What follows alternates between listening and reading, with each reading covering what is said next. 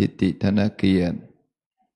ปลัดอาวุโสอำเภอจอมทองปฏิบัติหน้าที่แทนท่านอำเภอจอมทองได้ขับกดสวิตไฟบูชาพระรัตนตรัยและก็จะได้มาเปิดโกรยถวายสักการะแด่พระบาทสมเด็จพระเจ้าอยู่หัวศรัทธาเอาประดมมือเน้อหอนอย่าหุ่นเด้มันปูนไปดู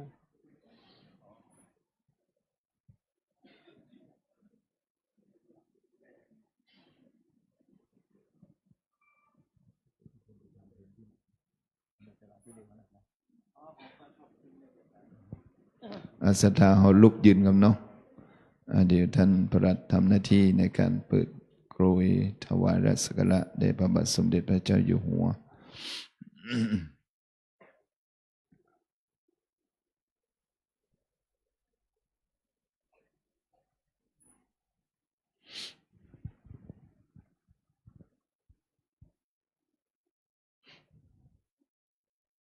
ทุกท่านนั่งลงด้วยพระพร้อมกันอิมินาสกาเลนะตังพุทธังอภิปูชยามาอิมินาสกาเลนะตังธัมมังอภิปูชยามาอิมินาสกาเลนะตังสังฆังอภิปูชยามาอะระหังสัมมาสัมพุทโธภควาพุทธังภควันตังอภิวาเทมิสวากขาโตภควตาธัมโมธัมมังนามัสสามิสุปฏิปันโนภควโตสาวกสังโฆสังฆังนามามินะโมตัสสะภะคะวะโตอะระหะโตสัมมาสัมพุทธัสสะนะโมตัสสะมาสัมพุทธัสสะนะโมตัสสะภะคะวะโตสัมมาสัมพุทธัสสะอิติปิโสภะคะวะอะระหังสัมพุทโธวิชาจารณะสัมปันโนสุขโตกวิโตอนุตตโรปุริสธรรมสารถิวมโนสนังพุทโธภควาติองค์ใดพระสัมพุทธสุวิสุทธสันดานตัดมนต์ไขเลสมานบ่มีมนต์มีมองมัวหนึ่งในพระทัยทานก็เบิกบานคือดอกบัวราคีบ่ผ่านพัวสุวโกนทกามจรองค์ใดประกอบด้วยพระกรุณาดังสากรโปรดโมพระชากรละโอคกันดานชีทางบรรเทาทุกข์และชีสุขเกษมสารชีทางพันนาลืมพันอันพ้นโศกวิโยคพลายพร้อมเบญจะพิทาจักสุจารัตวิมลใสเห็นที่ไกลไกลก็เจนโจประจักษ์จริงกำจัดน้ำใจหยาบ สันดานบาปแห่งชายหญิงสัตว์โลกได้พึงพิงมาลาบาปบำเพ็ญบุญข้าขอประโนทน้อมศีลเก่าบังคมคุณสามพุทธการุณยาภาพนานนิรันดรสวากขาโตภะคะวะตาธัมโมสันทิติโกอากาลิโกเอหิปัสสิโกโอ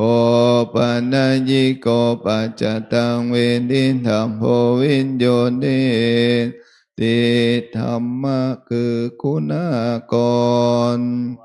จอบสะดอนดูดดวงบัณฑิตชัชวานแห่งองค์พระศาสดาจารย์ส่องสัตว์สันดานสว่างกระจ่างใจมนทำใดโดยมรรคผลเป็นแปดพึงโยนและก้าวกับทางนฤพานสมญาโลกอุทธรพิสดารอันลึกโอฬารพิสูจน์พิเศษสุขใสอีกทำต้นทางกันใดนามขันนั้นขันไขปฏิบัติปริยัติเป็นสองดำเนินดุจครองให้ล่วงรู้ปองยังโลกอุดรโดยตรงข้าขอโอนอ่อนหุตมงนบธรรมจำนงโดยจิตและกายวาจาสุปฏิปันโนวะโตสาวกสังโฆโอจุปฏิปันโนตัวสาวกสังโฆยายาปฏิปันโนสาวกสังโฆสามีจิปฏิปันโนวัตโตสาวกสังโฆญาติทางจัตตานิปุริสายุกะนิอัตถปุริสภุคลาเอสะภะคะวะโตสาวกสังโฆอังโหนายโยกินายโยอัญชลีกรณิโยอนุตตรังบุญญาเขตังโลกัสสะติสงฆ์ใดสาวกศาสดาปฏิบัติมาแห่งองค์สมเด็จพระกวานเห็นแจ้งจตุสัจสิทบานโลดทางที่อันระงับและดับทุกภัยโดยเสด็จพระผู้ตรัสไตรปัญญาผ่องใสสะอาดและปราดมัวมองเหินห่างทางข้าศึกปองบ่มีลำพองโดยกายและวาจาใจเป็นเนื้อหน้าบุญอันภัยสันเดชโลกายและเกิดพิบูลพูนพ้นสมญาเอารสทศพลมีคุณอนนท์อเนกจะนับเรือตราข้าขอนมโหภัสลาพกทรงคุณาโนกุลประดุจจะลำพันโดยเดชบุญข้าอภิวานอุดมดิเลศดิลาไสจงช่วยขจัดโพยภัยอันตรายใดๆจงกลับและกลับเสื่อมสูญบัดนี้เฮาได้ท่านทั้งหลายก็ได้ร่วมกัน เอาไว้พระสวดมนต์สรรเสริญคุณพระพุทธพระธรรมพระสงฆ์ก็เป็นอันจบลง ขออนุญาตยืนกับนี้แต่ใต้ไว้สาบารมีธรรมพระเดชพระคุณหลวงปู่พระพรหมมงคลหลวงปู่ทองสิริมังคละมหาเถระด้วยความเคารพอย่างสูงยิ่งก็ขอถวายความเคารพพระเดชพระคุณท่านอาจารย์เจ้าคุณพระสุวรรณเมธีด็อกเตอร์หลวงพ่อรองเจ้าคณะจังหวัดเชียงใหม่ฝ่ายการศึกษาและเจ้าวาดวัดพระธาตุเจ้าศรีจอมทองวรวิหารด้วยความเคารพอย่างสูงพระธีรานุธีระในที่นี้ก็ไม่มีท่านหลวงพ่อพระครูสุพิษปุญโญภาสรองเจ้าคณะอำเภอจอมทองเจ้าวาดวัดหนองอับจางอาจารย์เจ้าคุณพระอมรเวทีผู้ช่วยเจ้าวาดพระอารามหลวงวัดวนาเจ้าศรีจอมทองหลวงพ่อเจ้าคณะตำบลทุกตำบลด้วยความเคารพนะครับพระสงฆ์องค์สามเณรตรงนี้ก็ขอเจริญพรคำบรรดาคณะศรัทธาสาธุชนที่ได้เข้าร่วมโครงการธรรมสัญจรเผยแผ่ธรรมซึ่งจะปิดรายการในค่ำคืนนี้ครั้งที่9ของอำเภอจอมทองของเราซึ่งในค่ำคืนนี้นั้นก็ได้รับเกียรติจากท่านปลัดอาวุโสปลัดศักดิ์วิทยาแล้วก็ทิติธนเกียรติ ถ้าบาเขียนเนี่ยอ่านบ่ถูกที่ได้ให้เกียรติในการเข้าร่วมเป็นประธานฝ่ายคารวะในค่ำคืนนี้พร้อมกับท่านศึกษากิจจาชัยอาจประธานสภาวัฒนธรรมตำบลอำเภอจอมทองและก็พ่อกำนันสัญญานนละอพ่อกำนันตำบลบ้านหลวงเฮาพ่อกำท่านประธานสภาวัฒนธรรมตำบลบ้านแปะท่านนรุชัยพิยโนและก็คณะศรัทธาผู้นำชุมชนแต่ละหมู่บ้านตลอดจนคณะศรัทธาสาธุชนทุกตำบลที่ได้มาร่วมโครงการธรรมสัญจรในค่ำคืนนี้ พอดีว่าพิธีกรที่ทำหน้าที่ประคับประคองร่วมกันนั้นวันนี้ปฏิบัติศาสนกิจบ่สามารถที่จะเดินทางมาร่วมได้อาตมาก็จำเป็น ได้ทำหน้าที่นิหกรรมซึ่งปีแล้วก็ได้บอกเลยว่าจะขออนุญาตเอาเป็นช่วงไปแต่ว่าช่วยกันประคับประคองงานเผยแผ่ของคณะสงฆ์อำเภอจอมทองของเฮาซึ่งในค่ำคืนนี้เฮาก็จะปิดรายการแล้วก็จะได้มอบเกียรติบัตรและทุนการศึกษากับเยาวชนทุกตำบลที่เข้าร่วมต่อปัญหาธรรมะที่ผ่านมาแต่คืนที่ผ่านมาโดยได้รับการสนับสนุนงบประมาณจากเทศบาลตำบลจอมทองซึ่งในค่ำคืนนี้ท่านนายกติดบ่ได้มาเนาะเหมาะหมายเข้าไปท่านรองนายกเนาะขอเจริญพรเรียนเชิญท่านยงยุทธยาวิชัยท่านสจ.อำเภอจอมทองเฮาซึ่งก็ค่ำคืนนี้มีข่าวดีให้กับคณะสงฆ์ อาจจะข่าวดีอันอย่างนั้นเดียวก็ว่ากันเต็มกำละตอนนี้ไปนั้นขอเก้าอี้สักตัวเนาะเก้าอี้สีขาว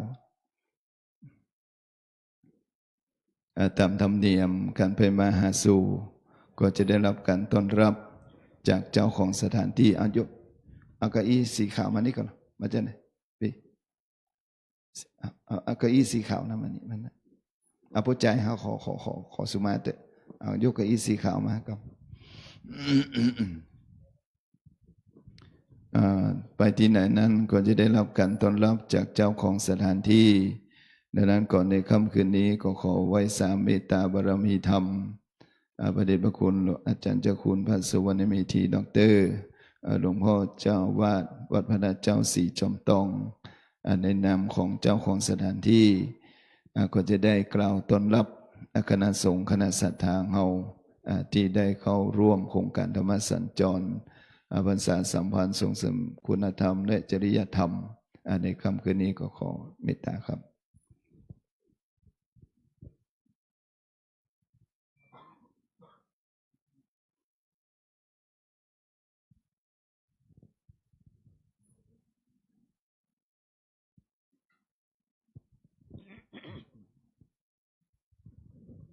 ขอถวายความเคารพพระเถรานุเถระเจ้าคณะพระสังฆสังฆาธิการผู้ปกครองมีท่านพระครูสุจิตปัญญารัตน์เจ้าคณะอำเภอจอมตองท่านพระครูโสภิตปุญโญภาสรองเจ้าคณะอำเภอจอมตองท่านพระครู สุพจน์ปัญญาวุฒิท่านพระครูโสภิตชนาธิการท่านพระครูวิมลจันทรังสีเจ้าคณะตำบลแล้วก็พระมูลรัตน์นี่พระครูยังก็รัตนปุญโญภาสแล้วก็ท่านเจ้าคุณอมราเวทีแล้วพระเถรานุเถระพระเจ้าพระสงฆ์ทั้งหลายทุกๆรูปเจริญพรท่าน ปลัดอาวุโสอาวุโสเนาะปลัดอำเภอจอมตองท่านยงยุทธยาวิชัยท่านศึกษากิจใจสะอาดพวกกำนันสัญญาณนวลละอและตลอดถึงท่านพี่น้องพวกกำนันและผู้ใหญ่บ้านตลอดถึงสภาวัฒนธรรมวัฒนธรรมทั้งหลายและก็สถาสาธุชนทุกท่าน รู้สึกดีใจที่เป็นเขียนว่าโครงการประชาสัมพันธ์และตลอดถึงอย่างก็เนี่ยประชาสัมพันธ์เลยนะส่งเสริมคุณธรรมไม่มีตาตั้งก้อนที่กี้อ่านได้อยู่นะแล้วก็ลืม ก็ดีใจที่มีโอกาสเมื่อก่อนนั้นเราก็ประเจอกันทุกคนทุกแห่งมาอยู่ตอนแรกโครงการประชาสัมพันธ์นั้นเมื่อก่อนเป็นของเนี่ยอำเภอจอมตองตอนนั้นท่านกิจใจสะอาดยังเป็นศึกษาธิการอำเภอจอมตอง จัดโครงการประชาสัมพันธ์จอมตองไปฮอดก็เอามหาแสวงเนี่ยไปเทศทุกหน่วยตั้งแต่มาเป็นมหาแสวงแล้วก็เลยได้ไปทั่วเกี่ยวกับโครงการประชาสัมพันธ์นี่ก็มานึกถึงหลวงปู่โดยหลวงปู่ให้การสนับสนุนอย่างดีในข่าวครั้งนั้นและเนี่ยท่านสาธุชนทั้งหลายเราได้มีความสัมพันธ์ เกี่ยวกับวัดบ้านโรงเรียนหรือว่าบวรนอกจากนั้นแล้วก็เป็นสิ่งที่พระพุทธเจ้าเป็นภารกิจเป็นกิจที่พระพุทธเจ้าได้ส่งพระสงฆ์ไปประกาศเมื่อมีพระอรหันต์ครบ61รูปในโลก มีพระพุทธเจ้าหนึ่งละและ60รูปส่งประกาศพระศาสนาโดยกล่าวว่าจรถะภิกขเวจาริกังพหุชนะหิตายะพหุชนะสุขายะโลกาลุกัมปายะหิตายะสุขายะเทวมนุษานังอันเดียวก็เอาไปว่าให้หมดก็นักเทศน์ก็จะไม่ได้ว่าละเพราะฉะนั้นก็เอาว่าเฉพาะบาลียืนยันว่ามีจริงจากนั้นก็ได้ คณะสงฆ์ในกรุงเทพคณะสงฆ์เรียกว่าในคณะสงฆ์มหาเถรสมาคมนำมาเป็นอปตนะอปตโดยมีหลัก8ประการคือศีลธรรมจริยธรรมเป็นต้นจนถึงสามัคคีธรรมกตัญญูกตเวทิตาธรรม8ข้อก็ได้ทำกันมาได้ปฏิบัติกันมาแล้วก็มาหายไปแล้วมาโผล่เอาที่จังหวัดเชียงใหม่ละปูนสืบสารมาฮือหายแล้วก็สมเด็จพระมหาราชมังคลาจารย์ได้มาหารใส่เก็บไปแถมเอาไปฟื้นฟูต่อมาก็มีเกิดโครงการหมู่บ้านรักษาศีล5ขึ้นต่อยอดโครงการหมู่บ้านรักษาศีล5นอกจากนั้นก็มีเรียกว่าวัดบววัดประชารัฐสร้างสุขขึ้นมาแถมก็เขาก็มีการนี่แหละเผยแผ่พระพุทธศาสนาได้มีความสัมพันธ์กันนำเอาโดยเฉพาะคณะสงฆ์อำเภอจอมตองก็ได้นำเอาเยาวชนเชิญชวนผู้ปกครองสถาบันโรงเรียนต่างๆตลอดถึงหน่วยการปกครองท้องถิ่นแต่ละตำบลมารวมกันได้รับการสนับสนุนนอกจากนั้นอย่างคืนนี้ท่านยงยุทธยาวิชัยสจเนาะนะ ก็มา คือการอุปถัมภ์ในค่ำก็คืนวันนี้ส่วนหนึ่ง เดี๋ยวเพื่อจะมอบให้ตาใดหมงกันอ่ะได้ยินข่าวว่า10,000 บาทนะนี่แม่นะพูดถึงว่า10,000 บาทเนาะจะหือนั่นแหละซองมีให้ยืนยันฮะ ก็เจริญพรขอบคุณ แล้วก็โดยที่สำคัญที่สุดก็คือศรัทธาสาธุชนทั้งหลาย ได้มาพร้อมเพียงเรียงหน้ากัน ก็ชื่นใจ เอาทำมาตลอดจนมาถึงวันนี้ก็เป็นว่าจะปิดโครงการพอดีได้มาขอใจสถานที่วัดพระธาตุจอมตอง โอ้ดีใจ ถ้าหลวงปู่ยังมีชีวิตอยู่ในศาลาหลังนี้ได้ทำคุณประโยชน์อย่างใหญ่หลวงหลวงปู่ดีใจในฐานะที่เป็นเจ้าอาวาสในรูปปัจจุบันก็ดีอกดีใจถึงแม้ว่าในตลอดทั้งกลางวันนี้เรามีงานกันตลอดมาถึงตอนนี้ก็รู้สึกดีใจแล้วก็ขอต้อนรับไปด้วยความดีใจและก็ความขอบคุณและขออำนวยอวยพรคือท่านทั้งหลายแม้ว่าโครงการนี้จะปิดไปลักธรรมคำสอนอันใดที่เราได้ยินได้ฟังทั้งภาคปฏิบัติทั้งภาคทฤษฎีภาคปฏิบัติก็ขอให้นำไปประพฤติปฏิบัติคือเกิดความแตกฉานคือเกิดผลคือเรียกว่ากุศลสัมมาปฏิบัติได้ตลอดถึงการดำเนินชีวิตเหมือนกันเป็นไปด้วยความเจริญรุ่งเรืองเหมือนกันทุกท่านเทินดีขอโทรเข้ามาพอดีคือหูนัก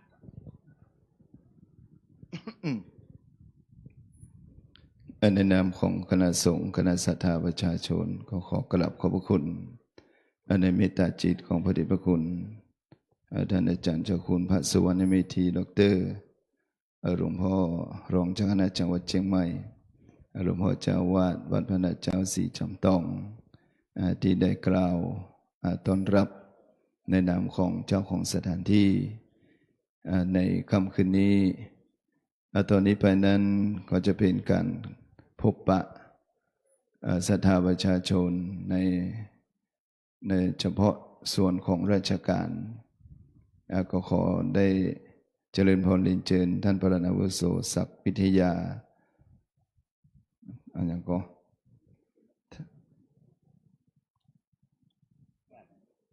ทิติธนเกียรติประหลัดอาวุโสอำเภอจอมทองปฏิบัติหน้าที่แทนท่านอำเภอจอมทองได้กล่าวพบปะศรัทธาประชาชนมีข้อส่วนราชการมีอันใดที่จะฝากกับพี่น้องศรัทธาประชาชนที่เขาร่วมโครงการธรรมสัญจรหรือว่าพรรษาสัมพันธ์ในค่ำคืนนี้ก็ขอเจริญพร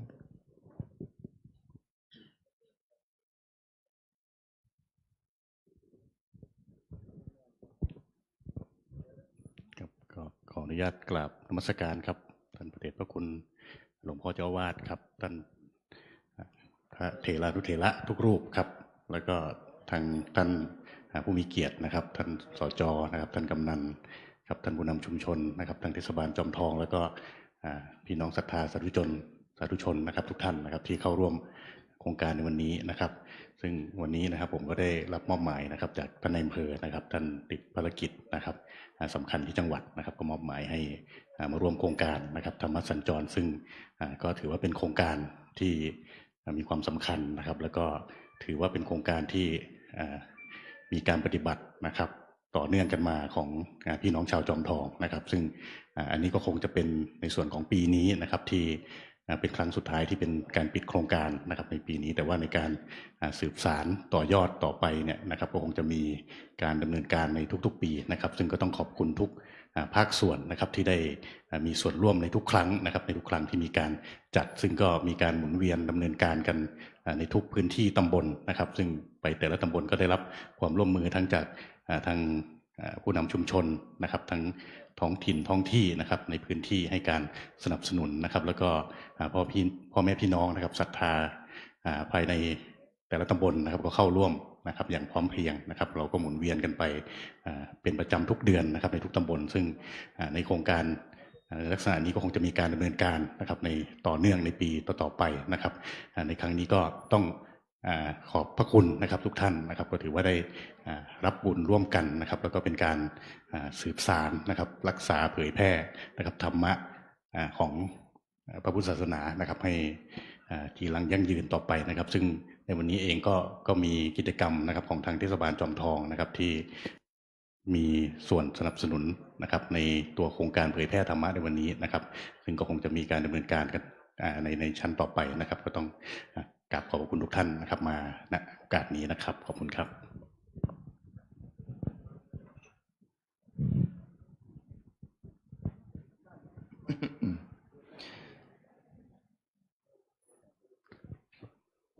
แล้วก็ที่กล่าวประจบไปนั้นก็ในนามของส่วนราชการอำเภอจอมทองอาจารย์ปลัดอาวุโสศักดิ์วิทยาทิติธนเกียรติได้กล่าวในนามของส่วนราชการกับคณะสัตยาเฮาและตอนนี้ไปนั้นเราจะเข้าสู่หัวใจสำคัญนั่นก็คือการรับฟังพระธรรมเทศนาหลังจากจบรับฟังพระธรรมเทศนาเอาปอนแล้วก็จะมีการมอบเกียรติบัตรและทุนการศึกษาให้กับเยาวชนนะก็ณเวลานี้ปออาจารย์ใครเป็นปออาจารย์ท่านศึกษาเนาะก็ขอไว้สากับบรัตนาท่านอาจารย์เจ้าคุณพระวรเวทีได้ขึ้นสู่ธรรมาสเป็นองค์เตศในค่ำคืนนี้ก็ขอไว้สากับนิมนต์ครับ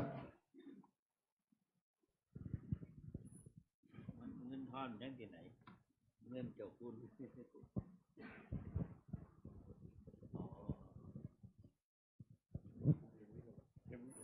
ับสินครับรับสินถ้าทำให้เนาะขันสิน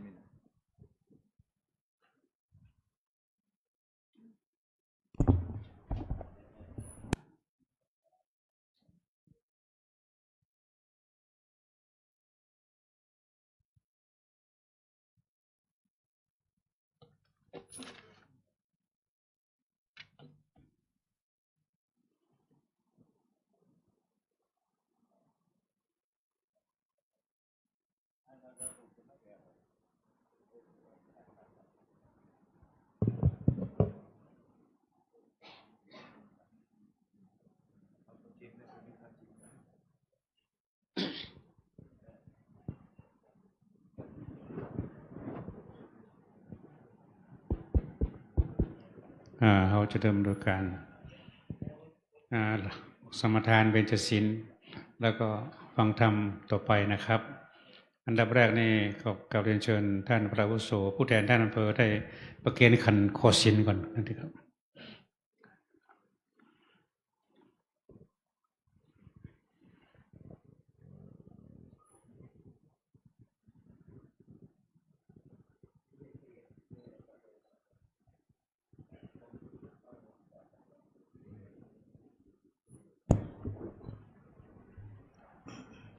ทุกท่านตั้งใจสมาทานเวรศีลพร้อมกันนะครับมะยังพันเตวิสุงวิสุงลักขณาทายาติสรเนนะสห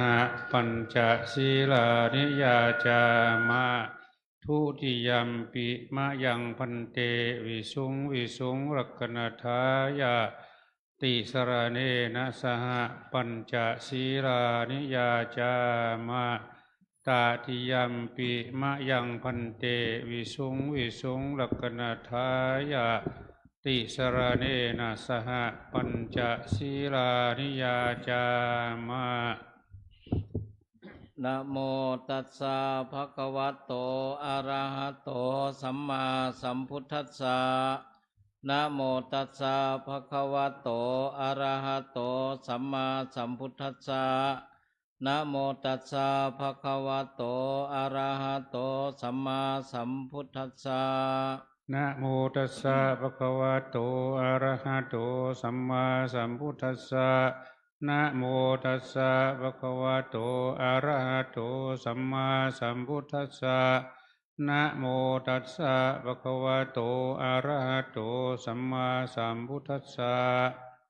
พุทธังสารนังคัจฉามิ พุทธังสรณังคัจฉามิ ธัมมังสารนังคัจฉามิ ธัมมังสรณังคัจฉามิ สังฆังสารนังคัจฉามิ สังฆังสรณังคัจฉามิ ทุติยัมปิพุทธังสารนังคัจฉามิ ทุติยัมปิพุทธังสรณังคัจฉามิ ติยัมปิธัมมังสารนังคัจฉามิ ทุติยัมปิธัมมังสรณังคัจฉามิ ทุติยัมปิสังฆังสารนังคัจฉามิ ทุติยัมปิสังฆังสรณังคัจฉามิ ตติยัมปิพุทธังสารนังคัจฉามิ ตาติยัมปิพุทธังสรณังคัจฉามิ ติยัมปิธัมมังสารนังคัจฉามิ ตาติยัมปิธัมมังสรณังคัจฉามิ ติยัมปิสังฆังสารนังคัจฉามิ ตาติยัมปิสังฆังสรณังคัจฉามิ ปานาติปาตาเวระมณีสิกขาปะทังสมาธิยามิ ปานาติปาตาเวระมณีสิกขาปะทังสมาธิยามิ อาทินนาทานาเวระมณีสิกขาปะทังสมาธิยามิ อาทินนาตานาเวระมณีสิกขาปะทังสมาธิยามิ กาเมโสมิจฉาจาราเวระมณีสิกขาปะทังสมาธิยามิ กาเมสุมิจฉาจาราเวระมณีสิกขาปะทังสมาธิยามิ โมสาวาทาเวระมณีสิกขาปะทังสมาธิยามิ มุสาวาทาเวระมณีสิกขาปะทังสมาธิยามิ สุลาเมรยามัชฌปมาทัฏฐานาเวระมณีสิกขาปะทังสมาธิยามิ สุราเมรยะมัชฌปมาทฐานาเวระมณีสิกขาปะทังสมาธิยามิ มานิปัญจสิกขาปทานิสีเลนะสุขติงยันเตสีเลนะโภคสัมปทาสีเลนะนิพุติงยันเตตัสสมาสีลังวิโสทะเย สาธุสาธุสาธุพรหมาจโรกาธิปติสัมปติกัดอัญชลีอันทิวรังอายาจทะสันติตาสัตตาปรคชาติกาเทเสตุธรรมังอนุกัมปิมังปะชัง ขอน้อมกราบสักการะเคารพอภิวาทวันธนาการ พระบรมทักขิณโมลีธาตุ พระบรมธาตุเจ้าจอมทองที่เคารพอย่างสูงยิ่ง ขอถวายความเคารพสรีระรูปเหมือน แห่งพระเดชพระคุณหลวงปู่พระพรหมมงคล หลวงปู่ทองสิริมังคละมหาเถระ อดีตเจ้าวาดวัดพระธาตุศรีจอมทองวรวิหาร และอดีตที่ปรึกษาเจ้าคณะภาค7ด้วยความเคารพอย่างสูงยิ่ง พระมหาเถรานุเถระมีพระเดชพระคุณหลวงพ่อพระสุวรรณเมธีด็อกเตอร์พ่อเจ้าวาดพระรามหลวงวัดพระธาตุศรีจอมทองวรวิหาร และรองเจ้าคณะจังหวัดเชียงใหม่ มีพระเดชพระคุณหลวงพ่อท่านพระครูสุจิตปัญญารัตน์เจ้าคณะวัดบ้านแปะเจ้าคณะอำเภอจอมทอง ท่านพระครูโสภิตบุญโยภาสเจ้าวาดวัดหนองอับช้างรองเจ้าคณะอำเภอจอมทอง หลวงพ่อท่านพระครูวิมลจันทรังสีเจ้าวาดวัดขแมดเจ้าคณะตำบลขวางเป่า หลวงพ่อท่านพระครูสุพจน์ปัญญาวุฒิเจ้าวาดวัดหนองคันเจ้าคณะตำบลแม่สอย หลวงพ่อท่านพระครูรัตนบุญโยภาสเจ้าวาดวัดน้ำต้องเจ้าคณะตำบลบ้านหลวง หลวงพ่อท่านพระครู โสภิตชนาธิการโสภิตชนาธิการท่านเจ้าคณะตำบลตำบลอย่างไรเจ้าคณะตำบลบ้านแปะ2 ท่านอาจารย์พระครูวาปีวัดห้วยตองศักดิ์พร้อมด้วยพระภิกษุสามเณรครูบาอาจารย์ทุกรูป จะได้ขออนุญาตแสดงพระธรรมเทศนาสืบไป นะโมตัสสะภะคะวะโตอะระหะโตสัมมาสัมพุทธัสสะนะโมตัสสะภะคะวะโตอะระหะโตสัมมาสัมพุทธัสสะนะโมตัสสะภะคะวะโตอะระหะโตสัมมาสัมพุทธัสสะสุดสูสังละพะเตปัญญังอัปปมัตโตวิจักขโนติณวาระโอกาสบัดนี้จะรับประทานแสดงพระธรรมเทศนาในปัญญากถาว่าด้วยปัญญาเนื่องในงานธรรมสัญจรส่งเสริมคุณธรรมจริยธรรมตำบลจำตองคณะสงฆ์อำเภอจำตองจะใช้เวลาในการแสดงพระธรรมเทศนาเนื่องในคราวครั้งนี้พอสมควรแก่เวลาขอกราบราธนาอาราธนามือลงและญาติโยมทุกท่านนั่งตามสบาย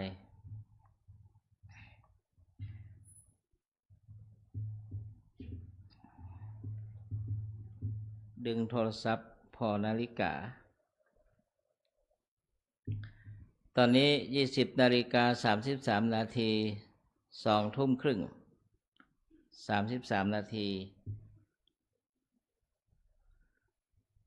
เพิ่นบอกว่าเป็นนักเทศอย่าให้เกินเวลาเป็นนักปาฐกถาอย่าให้เกินขอบเขตเป็นนักเทศอย่าให้เกินเวลาเป็นคนมีศรัทธาอย่าไปให้เกินกำลังมอกมาให้พอดี ความจริงวันนี้พระเดชพระคุณหลวงพ่อพระสุวรรณเมธีด็อกเตอร์หลวงพ่อรองจังหวัดหลวงพ่อจะได้ทำหน้าที่เป็นองค์แสดงพระธรรมเทศนาแต่ก็ปรากฏว่าหลวงพ่อให้โอกาสกับผมอัตมาภาพเพราะว่าหลวงพ่อเป็นเจ้าภาพเป็นเจ้าอาวาสโดยคนว่าอีก็สนองศรัทธาพระเดชพระคุณหลวงพ่อพร้อมด้วยคณะสงฆ์พอสมควร ในคราวครั้งนี้อาศัยความสมัครสมานสามัคคีของฝ่ายคณะสงฆ์และฝ่ายคณะศรัทธาญาติโยมทั้งภายในภายนอกภายในตั้งต้นในหลวงพ่อรองเจ้าคณะจังหวัดหลวงพ่อเจ้าคณะอำเภอรองอำเภอเจ้าคณะตำบลเจ้าวาดทุกรูปทุกวัดภิกษุสามเณรภายนอกท่านนายกเทศมนตรีเทศบาลตำบลตำตองท่านรองนายกท่านสภาประธานสภาวัฒนธรรมบ้านตำบลจำตองประธานสภาวัฒนธรรมบ้านแปะเป็นต้นพร้อมด้วยพ่อหลวงพ่อกำนันผู้ใหญ่บ้านได้มีความสมัครสมานสามัคคีฝ่ายบ้านเมืองเพียบเป็นหลักตั้งต้นในท่านนายอำเภอแต่ว่าจำตองวันนี้ก็ท่านปลัดอาวุโสอำเภอจำตองเฮาท่านปลัดอำเภอพ่อหลวงพ่อกำนันทุกท่านทุกคนทั้งที่เอ่ยนามและเอ่ยนามนอกจากนั้นจะมีท่านสมาชิกสภาจังหวัดสายใต้จอมทองเขาเป็นอำเภอใหญ่มีสมาชิกสภาจังหวัด2 ท่านโดยเฉพาะอย่างยิ่งท่านยงยุทธยาวิชัยท่านสมาชิกสภาจังหวัดสายใต้ท่านหนึ่งของบ้านเราพร้อมด้วยญาติโยมประชาชน10 สาวชาวบ้านศรัทธาญาติโยมทุกด้านทุกท่านได้มีความสมัครสมานสามัคคีจัดกิจกรรมในคราวครั้งนี้ขึ้นมาอย่างไรก็ตามในวันนี้เป็นวันส่งท้ายธรรมสัญจรโครงการธรรมสัญจรนี้อาศัยความสมัครสมานสามัคคีทั้ง2 ฝ่าย หลักๆที่กล่าวมานั้นจึงบังเกิดขึ้นได้ศรัทธาญาติโยมอันในทางพระพุทธศาสนาเท่านั้นอย่างที่ได้บอกหลายครั้งว่าองค์พระสัมมาสัมพุทธเจ้าได้ฝากพระศาสนาไว้กับพุทธบริษัททั้งสี่พุทธบริษัททั้งสี่คือภิกษุภิกษุณีอุบาสกอุบาสิกาอุบาสกอุบาสิกาญาติโยมศรัทธาทุกท่านที่เป็นชาวพุทธเป็นพุทธมามกะ นั่นเรียกว่าได้ช่วยกันทำนุบำรุงพระพุทธศาสนาเพื่อมีความวัฒนาสถาพรมั่นคงตราบเท่าทุกวันนี้นั้นเป็นหน้าที่ของชาวพุทธทุกท่านทุกคนที่จะต้องเรียนรู้ศึกษาเรียนรู้พระธรรมคำสอนในทางพระพุทธศาสนาทำตามคำสอนพระบรมพุทธาวาทพุทโธวาทที่องค์สมเด็จพระสัมมาสัมพุทธเจ้าตรัสไว้เพิ่นได้ตรัสไว้ชัดเจนในมหาปรินิพพานสูตรพระไตรปิฎกตอนที่พระอานนท์เถระพุทธอุปถากทูลถามว่าพันเตพระองค์ผู้เจริญเมื่อพระพุทธองค์ปรินิพพานแล้วพุทธบริษัทภิกษุสงฆ์จะเอาอย่างเป็นที่พึ่งเป็นครูเป็นศาสดาพระพุทธเจ้าตรัสไว้เป็นพระบาลีว่าโยโวอนันทมยาธัมโมจะวินโยจะเทสิโตปัญญโตโสโวมมัจเจเยนะสัทธาติดังนี้เป็นต้นถ้าแปลเอาความสั้นๆแปลว่าดูก่อนอานนท์ธรรมและวินัยอันใดที่ตถาคตแสดงแล้วบัญญัติแล้วแก่พวกเธออันใดธรรมและวินัยอันนั้นจะเป็นศาสดาแทนพระตถาคตเมื่อพระตถาคตปรินิพพานไปแล้วอย่างนี้นั่นก็หมายความว่าพระสัมมาสัมพุทธเจ้าแต่ว่าพระธรรมและวินัยที่พระพุทธเจ้าตรัสไว้นั่นแหละเป็นศาสดาแทนพระพุทธเจ้าตราบใดที่ภิกษุภิกษุณีอุบาสกอุบาสิกา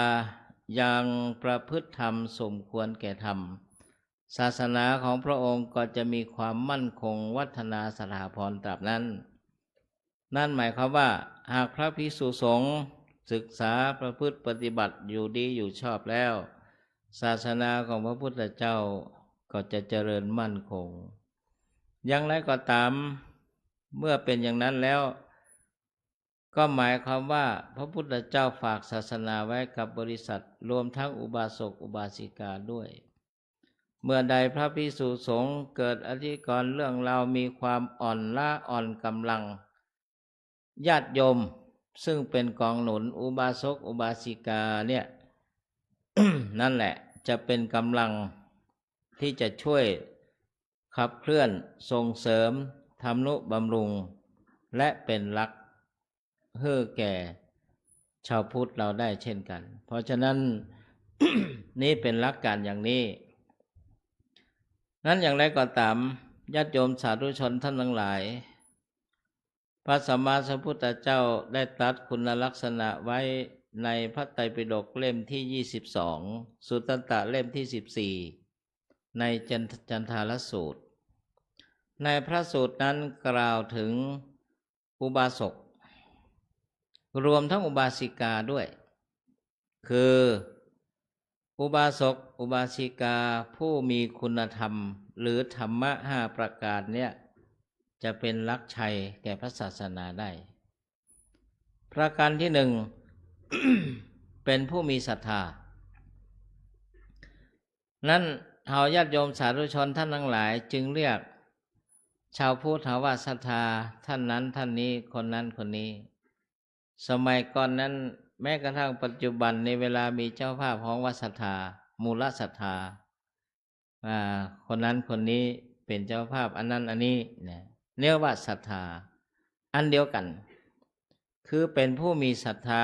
ในพระรัตนตรัย หรือว่าแก้วตังสามคือพระพุทธพระธรรมพระสงฆ์และศรัทธาญาติโยมเนี่ยต้องเป็นผู้มีศรัทธาแล้วนอกจากนั้นคำว่าศรัทธาเนี่ย มันก็มีความหมายในหลายระดับไปศรัทธาคือความเคารพความนอบน้อมความนับถือที่อยู่ในจิตในใจของเราสืบกันมาเนี่ยก็เป็นศรัทธาขยายความออกไปศรัทธาก็เป็นสิ่งที่สำคัญทุกคนนั้นจะทำมันอย่างขึ้นมาต้องมีความศรัทธาเป็นเบื้องต้นพระพุทธเจ้าตรัสไว้ว่า1กัมมศรัทธา1กัมมศรัทธาเชื่อในการกระทำของตัวเก่าเชื่อในกฎแห่งกรรมญาติโยมกรรมุนาวัตติโลโกสัตว์โลกย่อมเป็นไปตามกรรมนี่เป็นเรื่องแห่งกฎแห่งกรรมคือเชื่อในเรื่องแห่งกรรมนั้นในฝ่ายที่เป็นมิจฉาทิฏฐิคือความเห็นผิดเขาบหันผลแห่งกรรมในปัจจุบันบอกว่ากรรมบ่มีจริงอย่างนั้นก็เป็นมิจฉาทิฏฐิไปอย่างที่เขาอู้กันเล่นบอกว่าทำดีได้ดีมีที่ไหนเนี่ยทำชั่วได้ดีมีถมไปเนี่ยเป็นลักษณะแห่งมิจฉาทิฏฐิคือความเห็นผิดในทางพระพุทธศาสนาเขาเนี่ยตรัสไว้ว่าลักษณ์แห่งธรรมชาติเนี่ยญาติโยมมันมีอยู่ 4-5-6 ประการ 1. อุตุนิยามกฎแห่งธรรมชาติฤดูกาลต่างๆหนาวร้อนฝนที่หมุนวนไปฝนจะตกฟ้าห้องเป็นกฎแห่งธรรมชาติลานิยาเอนิโยเป็นอุตุนิยามกฎแห่งธรรมชาติอันหนึ่งน้ำท่วมอันหนึ่งฝนแรงเป็นกฎแห่งธรรมชาตินี่อุตุนิยาม 2. พีชนิยามกฎแห่งพืชพันธุ์ธัญญาหารสิ่งที่มีชีวิตตั้งแต่ไวรัสเชื้อจุลินทรีย์ไวรัสต่างๆเนี่ยสิ่งที่มีชีวิตนั่นแหละนั่นคือพีชนิยามตลอดถึงพืชพันธุ์ต่างๆกรรมนิยามกฎแห่งกรรมนี่เป็นเรื่องที่สำคัญชาวพุทธจะต้องเชื่อและมีความมั่นใจในกฎแห่งกรรมการได้หมู่เฮาญาติโยมทั้งบรรพชิตคฤหัสถ์มากันนี่เพราะชาติก่อนหนหลังเราเคยทำกุศลกรรมร่วมกันไว้ถึงได้มาพบมาเจอกันเนี่ยอาตมามีความเชื่ออย่างนั้นอย่างวัดพระธาตุสีจอมทองเนี่ยพระเดชพระคุณหลวงพ่อเจ้าอาวาสเพิ่นเกิดปุ้นอาตมามักจะอู้บ่อยเกิดสักกะแปงเพิ่นไปปุ้นกรุงเทพแล้วก็มาที่นี่30 กว่าปีตุลุงพระศรีศิลปาจารย์เพิ่นเป็นคนเกิดสันทรายเพิ่นแล้วก็มาที่นี่อาตมานี่เกิดที่สูงหรอกบ่อหลวงฮอดแล้วก็มาที่นี่เฮาก็บ่นึกบ่ฝันจะได้มาสมัยก่อนเดินทางเข้าเวียงก่อนนมัสการไหว้พระธาตุขึ้นรถเมล์จากอำเภอฮอดเลยพดเวียง9 บาทโอ้แสดงว่าเทวบุตรเทวดาคืออันนี้คือพระไตรลักษณ์มันหลุดมันลงมันใช้งานอันนี้วัดพระธาตุนี่ใช้งานมากู้วันศีลนะญาติโยมใช่เทวบุตรเทวดาบ่พอใจมันใจนะคำว่าบารมีหลวงพ่อแหงอู้ถึงหลวงพ่อไม่หล่นเลยก็คือว่าชาติก่อนหนหลังเนี่ยอาตมาเคยอู้คนเฮามันมีปฏิสัมพันธ์เคยร่วมบุญกันไว้อาตมากับเราเล่นๆอู้ม่วนอู้เล่นๆไปว่าเฮาอาจจะมากินขนมจ๊อกวัดหลวงนี่ก็ได้เปอะถงลูกดอยมาหลวงพ่อกับเปอะถงลูกสักกะแปงอันนึงกับลูกสันทรายมาหรอกก็เลยต้องมาใจนี่มาดูแลวัดพระธาตุสีจอมทองด้วยกันนี่แต่ว่าใครกินขนมจ๊อกนักก็ได้สร้างนักเนอะอาตมาเลยถ้าจะกินขนมจ๊อกมันนักพอได้สร้างอย่างนักแต่ว่าเป็นส่วนหนึ่งนะที่รับผิดชอบการบูรณะก่อสร้างเช่นพระเจดีย์เขาเนี่ยนี่เล่าขยายความญาติโยมนั้นทุกคนเชื่อในกฎแห่งกรรมคือการกระทำของตัวเก่าอย่างนี้องค์พระสัมมาสัมพุทธเจ้าเพิ่นยังทรงรับรองเลยญาติโยมชัดเจนในอัตโนบุพกรรมเรื่องของพระองค์ว่าพระพุทธเจ้าเนี่ยยกตัวอย่างนะ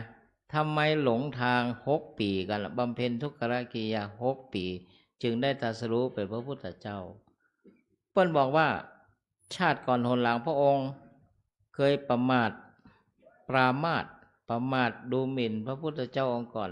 คือพระกัสสปะว่าท่านนี่บ่ตรัสรู้หรอกไปประมาทเพิ่นน่ะวิบากกรรมชาติธรรมว่าพระพุทธเจ้าของเราเนี่ยญาติโยมหลงทาง6 ปีน่ะสปะสะเปิ้นบำเพ็ญทุกขละกิริยาสิ่งที่ทำยากปรากฏว่า6 ปีไปแล้วพระพุทธเจ้าตรัสรู้เมื่อพระชนมายุบวช29 35เผยแผ่พุทธศาสนา45 ปี80เสด็จดับขันธปรินิพพานพระพุทธเจ้าองค์ก่อนๆเนี่ยเปิ้นบำเพ็ญ5 วัน7 วัน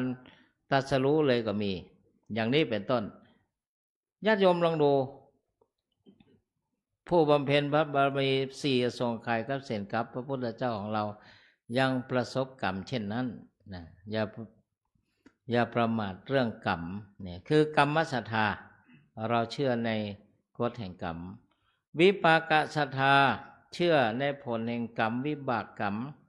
ทำดีได้ดีทำชั่วในชั่วกรรมบางอย่างเนี่ยมันให้ผลในปัจจุบันกรรมบางอย่างให้ผลต่อไปและข้ามไปภพชาติต่อไปสัมปรายะภายภาคหน้าอย่างนี้ทั้งกุศลกรรมความดีอกุศลกรรมความบดีอย่างนี้ญาติโยมแล้วก็กรรมสกตาศรัทธาเชื่อว่าเรามีกรรมเป็นของตัวเก่ากรรมเป็นของตัวเก่าเป็นของเฉพาะตนแต่บางครั้งคนเรานั้นในกรรมพันธุคือผลโดยกันเพราะมันมีกรรมร่วมกันมาวิบากร่วมกันมาเช่นพ่อแม่ทำบดีส่งผลถึงลูกเพราะเขาอยู่ในวงเวียนกรรมเดียวกัน ตถาคตโพธิศรัทธาเชื่อมั่นในความตรัสรู้ของพระพุทธเจ้าของเราญาติโยมสาธุชนท่านทั้งหลายนี่เป็นศรัทธาที่ถูกต้องศรัทธาในกฎดังกล่าวมานี้อุตุพิชะกัมมะธรรมนิยามกฎแห่งธรรมธรรมะอนิจจังคือความไม่เที่ยงทุกขังความเป็นทุกข์อนัตตาไม่ใช่ตัวตนสักอย่างนี่พระพุทธเจ้าจะบังเกิดบ่บังเกิดในโลกธรรมนิยามกฎแห่งธรรมะก็ดำเนินไปนั้นจิตตนิยามกฎแห่งจิตคนเฮาในทำดีนะญาติโยมผลมันเกิดความแช่มชื่นในจิตใจของเฮามันจะทำหน้าที่ของมันเหมือนญาติโยมมาในวันนี้เรียกว่าจิตตนิยามทำงานคนที่ทำชั่วต้องลบหลีกลี้เป็นมือปืนรับจ้างอย่างต่างๆเขาบ่มีความสุขเขาจะต้องละหกละเหินละเหเล่นล่อนไปนี่แม้แต่อดีตนายกบางท่านเพิ่นก็บินไปพุ่นคนที่เพิ่นคนที่บ่ชอบหน้ามันก็ตึงมีโลกใบนี้มันตึงว่าสปะนี่นะยกตัวอย่างเพิ่นก็ปิกมาอันนั้นก็เป็นเรื่องการเมืองไปนี่เป็นธรรมดาญาติโยมกฎแห่งกรรมทำหน้าที่อย่างนี้ นั่นแปลว่าเราต้องมีศรัทธามีความเชื่อในกฎแห่งกรรมเหล่านี้อย่างที่กล่าวมาอุบาสกอุบาสิกาเป็นผู้มีศรัทธาเชื่อมั่นในพระรัตนตรัยพระพุทธพระธรรมพระสงฆ์บ่หวั่นไหวเหตุทั้งหลายที่จะเกิดขึ้นเป็นของเฉพาะตนที่จะต้องรับกันไปแต่ชาวพุทธเรามีหลักมีความยึดมั่นถือมั่นในพระรัตนตรัยในพระธรรมคำสอนมีความมั่นคงอย่างนี้ว่าสุทธิอสุทธิปัจจตังดีบ่ดีเป็นของเฉพาะตนนันโยอันยังวิโสทะเยคนหนึ่งจะให้คนอื่นบริสุทธิ์หมดจดเป็นไปบ่ได้สองอุบาสกอุบาสิกาเป็นผู้มีศีลมีความประพฤติทางกายวาจาเรียบร้อยดีงามเป็นผู้มีศีล นี่เพิ่นฮ้องว่าเป็นอุบาสกอุบาสิการัตนะหรืออุบาสกอุบาสิกาแก้วแก้วนี่เป็นสิ่งที่ใสสะอาดญาติโยมเพิ่นจึงเปรียบพระพุทธพระธรรมพระสงฆ์นี่เป็นเหมือนรัตนะที่ใสเหมือนแก้วแต่ญาติโยมเนี่ยสมัยก่อนเนี่ยกลางคน60ปลาย70ปลายเนี่ยตั้งชื่อลูกว่าแก้วเนี่ยนะมันบางทีมันบางอย่างในนี้คงมีสมัยก่อนชื่อแก้วนี่นะมักจะไปทางแก้วอื่นแก้วที่มันแป้งๆนะชื่อแก้วนี่นะญาติอาตมาก็ชื่อแก้วนะโอ้มันแรงมาเนี่ยมันถึงดังเลยนะแก้วนะแป้งๆเอาดีแต่คือแก้วไปทางแก้วสุราป่ะน่ะ มันเหมือนจะแก้วรัตนะนะญาติโยมแต่คนประเดี๋ยวนี้บอกใครชื่อแก้วละมันชื่อยาวไปแบบอย่างนี่แต่ในที่หมายถึงแก้วรัตนะคือต้องมีศีลรักษาความประพฤติทางกายวาจาให้เรียบร้อยชื่อว่าเป็นอุบาสกอุบาสิการัตนะใส่เหมือนแก้วอุบาสกอุบาสิกาปทุมเหมือนดอกบัวพร้อมที่จะรับความเจริญดีงามเป็นอุบาสกอุบาสิกาบุญจริกบัวขาวที่ใสสะอาดเหมือนศรัทธาญาติโยมในวันนี้สมาทานศีลเนี่ยต่อมาก็คือเป็นผู้เชื่อกฎแห่งกรรมไม่เชื่อมงคลข่าวลือคือเป็นคนที่หูนักใจนักบาดเชื่อถือโชคลางญาติโยมลองดูสังเกตนะถ้ามาปั่นปอนที่วัดธรรมทานที่วัดในทุกเจ้าปั่นปอนดีทุกวันนะเอวังโหตุดีละอัจฉนัยวันนี้ก็เป็นวันดีวันพุธก็เป็นวันดีทุกวันเพราะทุกเจ้ามันต้องออกวัดหรอกแต่เวลาเขาจะประกอบการมงคลนี่มันมีวันกันด่างกันทำหลวงพ่อเจ้าคณะอำเภอหลวงพ่อรองตุลุงวิมลเนี่ยเดือน60อังคลังเดือน60อังคลังเสียวันอังคารเนี่ย37 11โสรีคุรุเสียเสากพัด482สุโขพุทธาเสียสุกปุตแล้วก็ไล่ค่ำไปถ้ามันดีตึงวันเนี่ยทุกเจ้ากับอาจารย์ก็นานเนี่ยมันได้พักหรอกเดือนนึงมันมี4อาทิตย์อาตมาคิดเอาคนเดียวแล้วมีใครเอาคิด37 11โสรีคุรุเสียเสากพัดสรุปคือติดเนี่ยได้พัก2 วันนะสมมตินะที่จริงเพิ่นว่าอาตมาว่าเอาเองนะเพราะงั้นเรียกว่าประกอบการมงคลในลักษณะชาวพุทธที่ดีไม่ประมาทจารีตธรรมเนียมประเพณีอันดีงามขณะเดียวกันก็บ่เชื่อถือโชคลางมากเกินไปยกตัวอย่างหมอดูทำนายว่าวันนี้จะมีโชคมีลาภก็ศรัทธาญาติโยมคนเฒ่าคนแก่แต่ก่อนใน4แยกไฟแดงเนี่ยมันมีไฟแดงหรอมันจังเกิดอุบัติเหตุน่ะอุบัติเหตุก็ลองบอกไปบอกพอซ้ายบอกพอขวาก็อาจจะเกิดอุบัติเหตุได้หมอดูทำนายว่าเขาจะมีโชคมีลาภเขาอาจจะถึงแก่ชีวิตก็ได้อย่างนี้เป็นต้นน่ะ ชาวพุทธที่ดีเชื่อกฎแห่งกรรมไม่เชื่อมงคลตื่นข่าว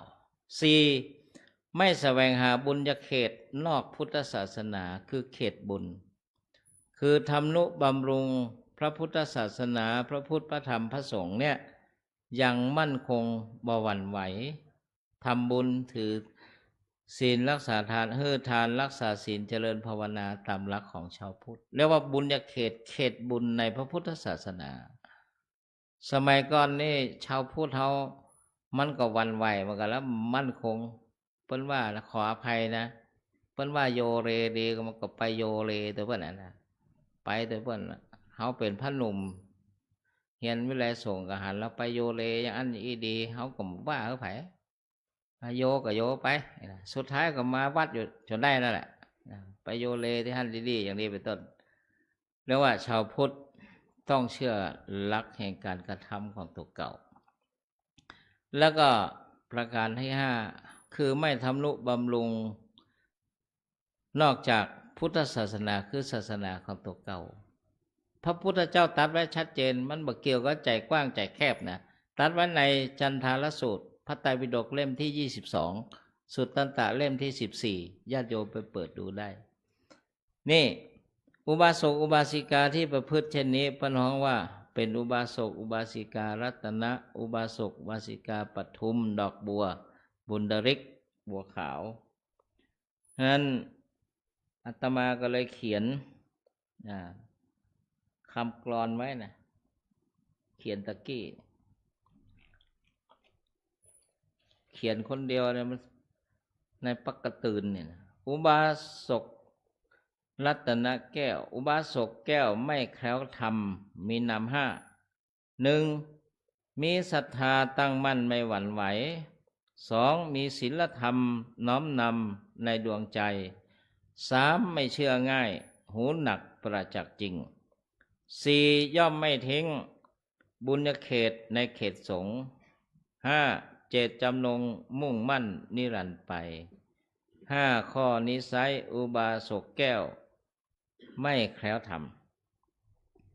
นั่นอุบาสกอุบาสิกาที่ถือว่าเป็นกำลังแก่พระศาสนานี้มุ่งแสวงหาอัตประโยชน์ในปัจจุบันหรือทิฏฐธรรมิกถะประโยชน์ในปัจจุบันในการดำเนินชีวิตต่างๆนั้นแสวงหาความพอดีโลกก็ต้องนำธรรมก็ต้องแสวงหาเป็นธรรมดาเพิ่นบอกว่าโลกเนี่ยมันทำให้บันเทิงทำให้บันเทาชาวโลกในดูญาติโยมการโฆษณาการนุ่นกันนี่มันล่อจิตล่อใจผูกจิตใจของคนทั้งหลายไว้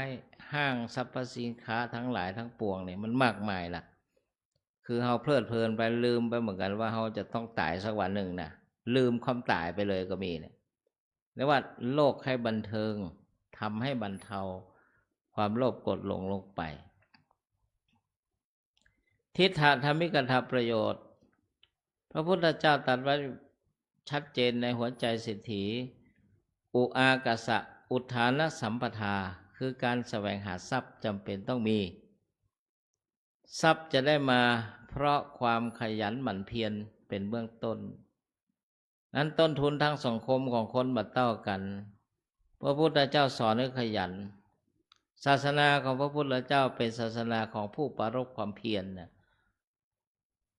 ดูกะพระพุทธเจ้าพระปัจเจกพุทธเจ้าพระอรหันต์ทั้งหลายญาติโยมบ่มีภัยเกียจคร้านหรอกบ่มีภัยเกียจคร้านในบรรลุธรรมบ่ได้นะอุทานสัมปทาขยันหาคือเกิดทรัพย์ทุนทรัพย์ในการใช้จ่ายดำเนินชีวิตสองอารักขสัมปทาถึงพร้อมในการบริหารจัดการดูแลรักษาเรียกว่ารักษาให้ดีคำว่ารักษาให้ดีเนี่ยหมายความว่าไม่ใช่เก็บมันทุกเม็ดนะแต่ว่าจัดสรรปันส่วนตามหลักพุทธส่วนนี้ใช้จ่ายบำรุงตัวเก่าครอบครัวส่วนนี้บำรุงพ่อแม่ส่วนนี้บำรุงสมณชีพราหมณ์ส่วนนี้ทำนุบำรุงพระศาสนาส่วนนี้เป็นราชพลีเสียภาษีอากรบางคนนี่มันโมโหเรื่องมันใส่ตู้เจ้าเรื่องวันละตลอดนะที่ผ่านมาเนี่ยหันตู้เจ้าบอกปากหรอกตู้เจ้าในหมู่มันเสียนะเขาก็บอกปากปากไปกับมันนี้มันใส่ตู้เจ้านี่บอกเสียภาษีอยู่ฟรีกินฟรีวันน่ะอันนี้ญาติโยมมันฟรีที่ไหนไฟในวัดที่จ่ายหรอก็ร้องบ่จ่ายกับการไฟฟ้ามันไม่สนนะพระอารามหลวงชั้นตีชนิดวรวิหารนะท่านสจ.พ่อประธานนี่พ่อประธานนี่มีหน้าที่เบิกอนุมัติด้วยวัดพระธาตุศรีจอมทองก็ลองไม่จ่ายสิการไฟฟ้ามันตัดเลยนะของถูกไม่ดีของฟรีไม่มีในโลกมันฟรีที่ไหนน้ำนี่ญาติโยมเพิ่นซื้อมาหรอมันอาจจะฟรีที่ตู้เจ้าแต่โยมเพิ่นซื้อมาหรอกแก้วแล้วเพิ่นซื้อมาญาติโยมมันไปฟรีที่ไหนพระสงฆ์องค์เจ้าในทรัพย์สลังคารในวัดบัจเจกของทุกเจ้าและทุกเจ้าเป็นพระสงฆ์ผู้ดูแลความจริงเป็นของชาวพุทธหมดนะเป็นของชาวพุทธทุกเจ้านี่มันจะมี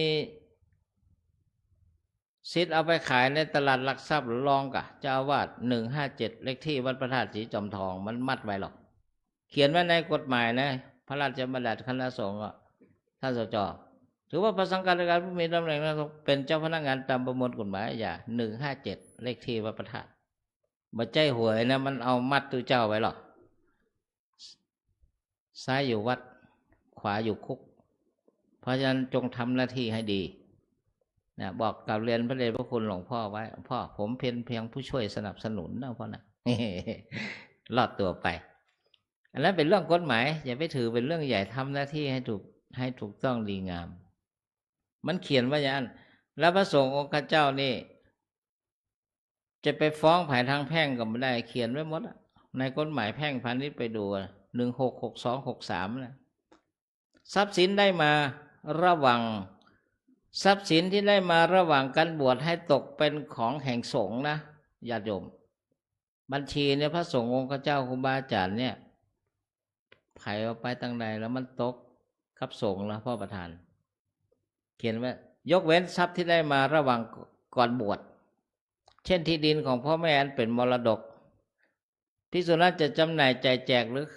มอบให้ใครหรือทำพินัยกรรมก่อนก็ได้ เพราะนั้น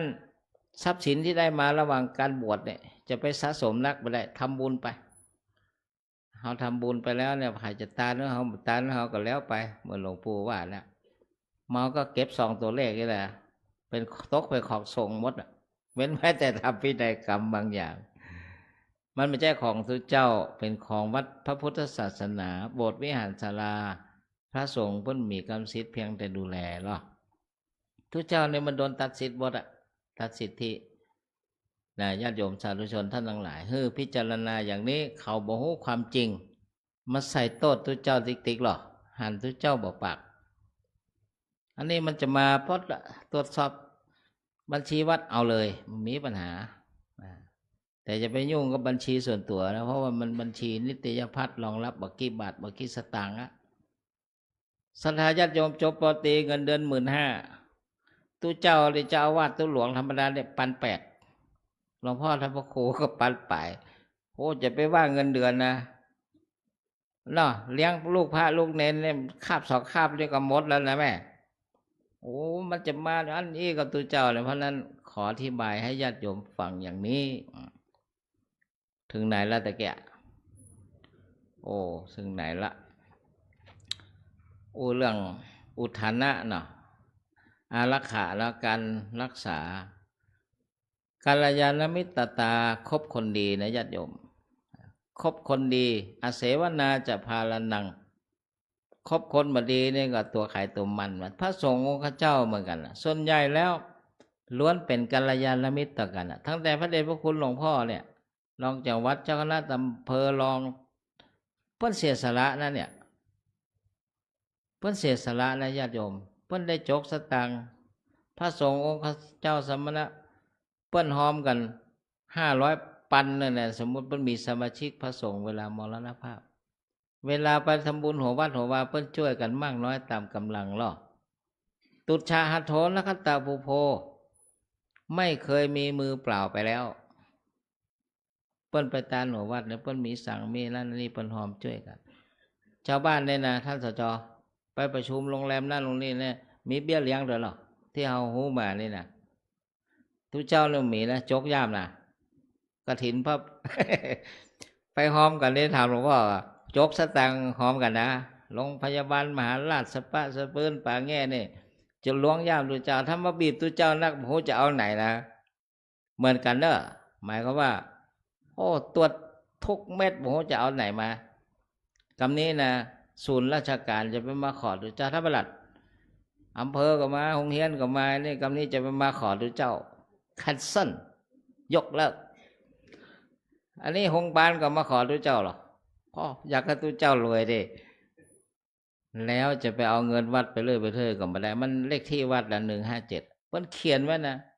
ทรัพย์สินของวัดหนึ่งของวัดเงินของวัดหนึ่งจะไปให้วัดหนึ่งจะกระทำไม่ได้นะพระธาตุสีจำลองเลยสมมุตินะมี10 ล้านนะหลวงพ่อจะเอาไปสักกะแปสัก100,000 ล้านนะมันได้157เพิ่นเขียนกฎหมายมันจะได้แต่วัดพระธาตุสีจำทองมีระบบผ่านวิทยาวัจกรและมีพระสงฆ์ตรวจ2 รูปถึงจะให้เจ้าวาดเบิกเจ้าวาดจะไปเบิกเพียวๆอย่างที่อื่นมาได้นะระบบวัดนี้มันดีมันจะชมตัวเก่าแต่ว่าไม่หลวงเพ็ญจันทร์โหนะพ่อกำนันเป็นอย่างนี้วัดนี้มีระบบแล้วบัญชีอยู่ไหนอยู่ที่วิทยาวัจกรต้องวิทยาวัจกรโหหรอกมันจะว่าใครเบิกอย่างวัดอื่นไปเลยมันได้วัดนี้มันระบบดีมันร่ำรวยอย่างนักแต่ก็พออยู่ได้แต่บัญชีส่วนตัวนั้นจะไปยุ่งของใครของมันอาตมาเนี่ยเคยเหลือเงินในบัญชี10 บาทเมื่อก่อนธนาคารกรุงไทยแล้วเอาไปไหนก็ทำบุญกันแปลงวัดสร้างวาเนี่ยโจกโลวัดมีเงิน30,000แปลงบนน้อยนะเสี่ยง300,000จะเอาที่ไหนโจกตัวเก่ากันมอกใดนี่นะมันถึงได้โจกเป็นธรรมดาอารักขาสัมปทาสมะชีวิตาเลี้ยงชีวิตพอเพียงจัดสรรปันส่วนให้ดีเฮาได้เดือนละ10,000เฮาใจ30,000เฮาเป็นหนี้แน่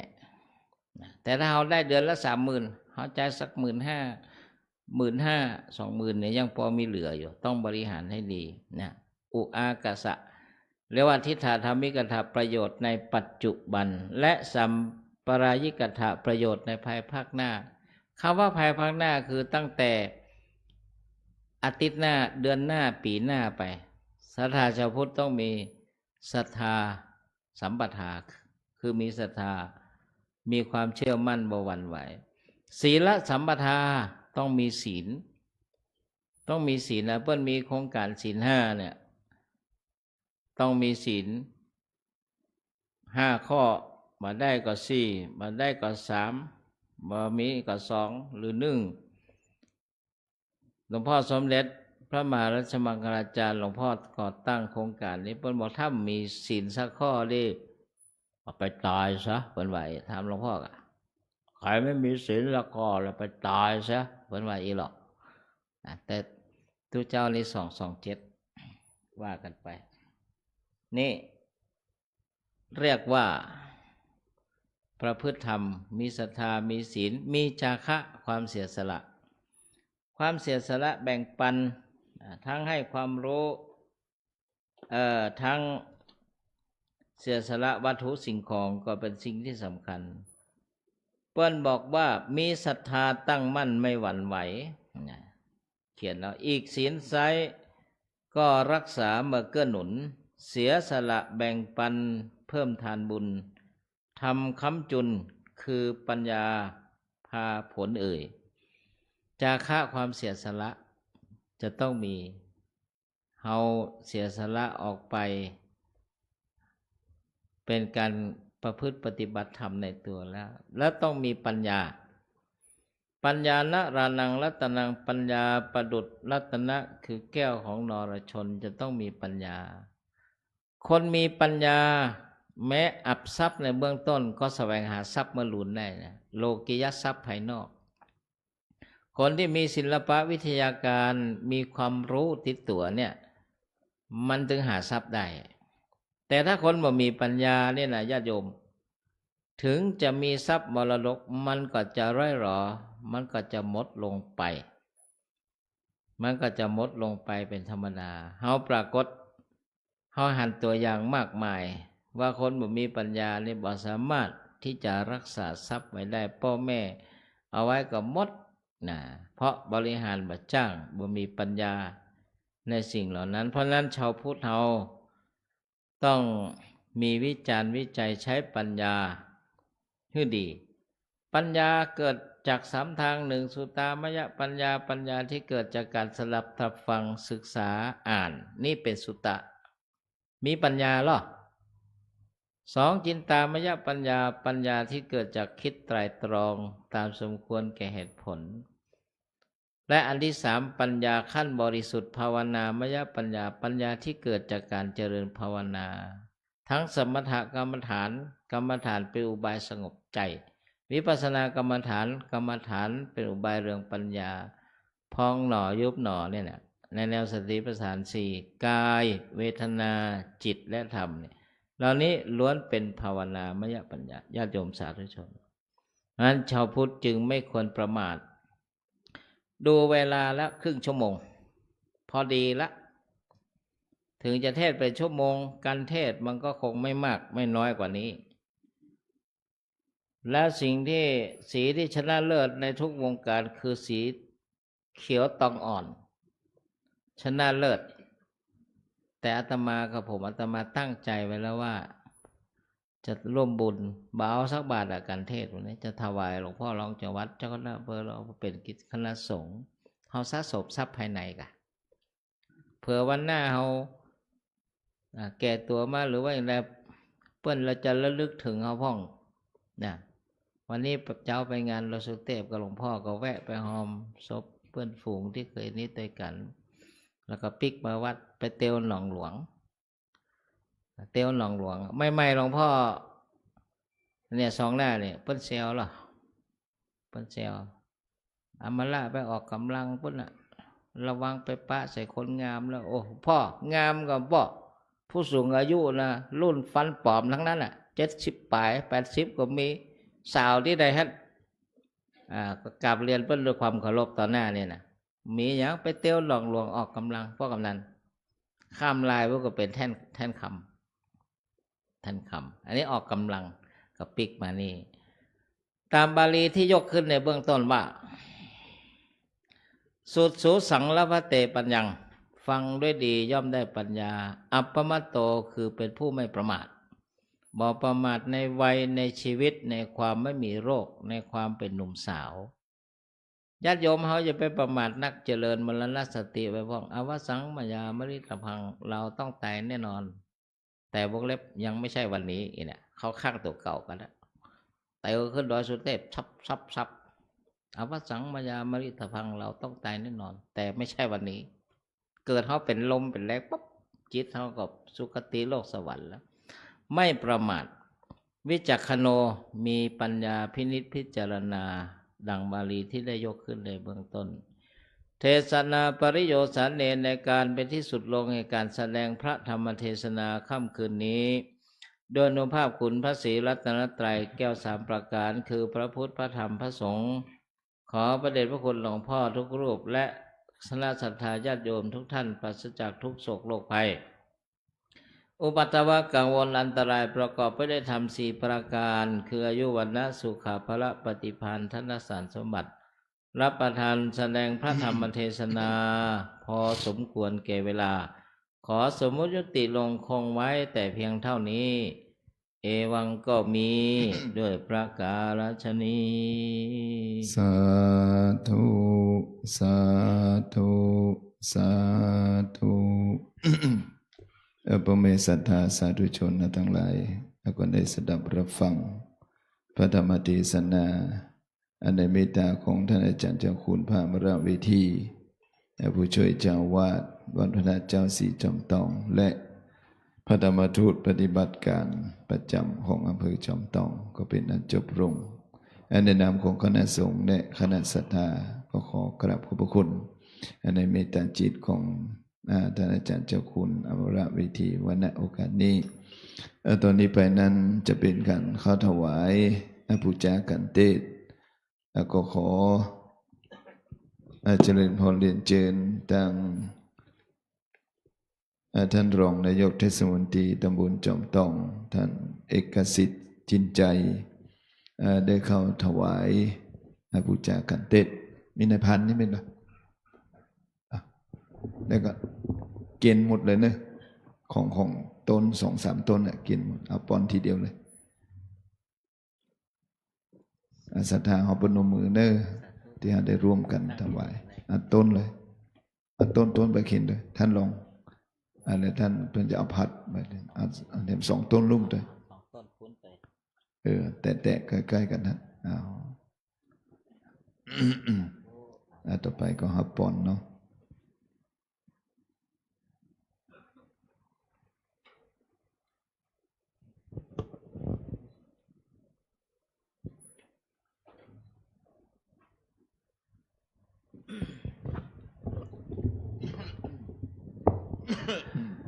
น้อมลำลึกถึงพระมหาเถระ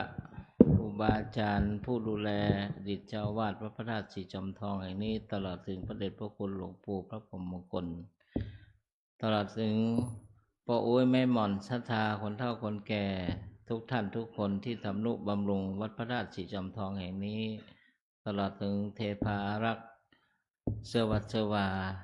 จตุมมหาราชิกาได้รับทราบอนุโมทนายะถาวาลิวหาปุราปริปุเรนติสาคารังเอวเมวะอิโตทินังเปตานังอุปกปปติอิจิตังปฏิตังตุมหังคิปะเมวะสมิจจตุสเปปุเรนตุสังกปาจันโทปนาลโสยถามณิโชติลโสยถาเตอัทลัทธาสุขิตาวิรุณหาพุทธศาสเนอโลคาสุขิตาโหทัสสาสเปยติเพชยสิทธิธนังลาภังสถิภคายังสุขังพลังสิริอายุจวันโนจะโพคังวุธิจยาสวาสตาวสาจายุจชีวสิทธิภวันตุเตสพพิติโยวิวัชชันตุสัพพะโลกวินัสตุมาเตภวัตวันตรายโยสุขีทิกายุโกภวะ อภิวาตนาสีลิสานิจังวุธาปัจจายโนจัตตารโอธรรมาวัฏันติอายุวโนสุขังพะลัง สาธุ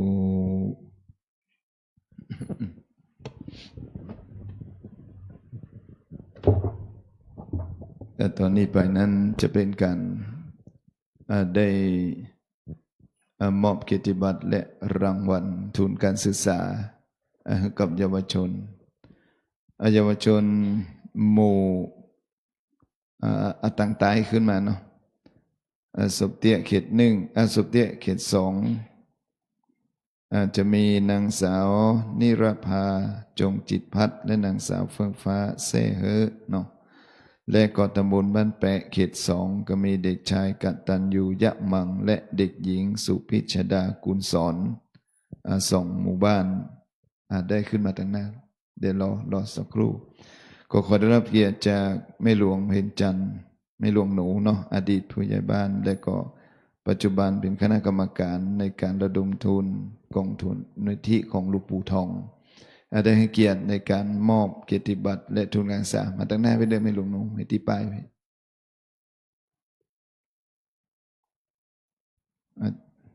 มอบสองหมู่บ้านอธิป้ายไปเลยนะนักเรียนตัวแทนหรือว่าถ้าไม่ได้มาทั้งนักเรียนตัวแทนเนาะความมาเลยเนาะ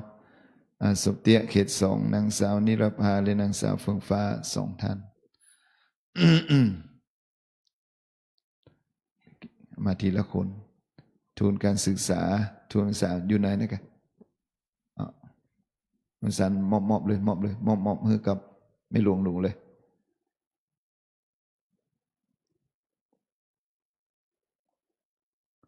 ทุนการศึกษานี้แต่ละคนหรือว่าเป็นกลุ่มมอบคนใดคนหนึ่งเนาะตำบลบ้านแปะเขตสองเด็กชายกตัญญูยะมังและเด็กหญิงสุพิชดากุลสอนทุนการศึกษามีซองเดียวเอาไปแห่กันเนอะ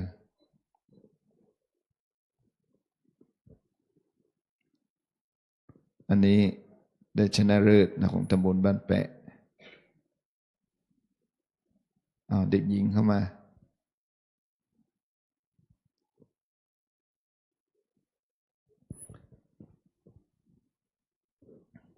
ถ่ายรูปละขอขอบคุณดังไม่หลวงไอ้จันทร์ที่ได้ให้เกียรติในการมอบเกียรติบัตรได้ทุนการศึกษาในครั้งนี้ต่อไปบ้านแปะเขตหนึ่งจะมีเด็กหญิงสรัญชนาเกียรติชดาธานและเด็กหญิงโยชิตาเกียรติชดาธานและโดยแก้วมีเด็กหญิงยานิดาเอกอมรรัตนกุลเด็กหญิงกุลนันท์เฉลิมชัยสัมพันธ์บ้านแปะเขตหนึ่งก็ขอได้รับเกียรติจากท่านประธานสภาวัฒนธรรมตำบลบ้านแปะท่านนรุชัยปิยโนได้ให้เกียรติในการมอบทุนการศึกษาและเกียรติบัตรแก่เยาวชนถึงสองหมู่บ้านสองตำบลโดยแก้วและตำบลบ้านแปะเขตหนึ่งตำบลบ้านแปะเขตหนึ่งก่อนนอกเด็กหญิงสรัญชนาเกียรติชดาธานเข้ามาเลยครับ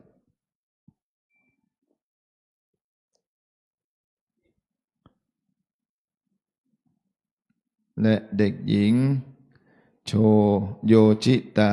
เกียรติชดาธานอันนี้สองพี่น้องเข้ามาเลยน้อย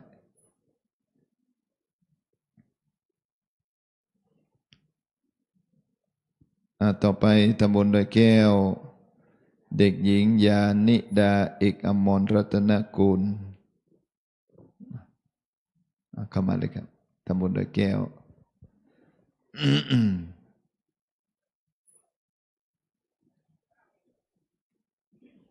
เด็กหญิงกุลนันท์เฉลิมชัยสัมพันธ์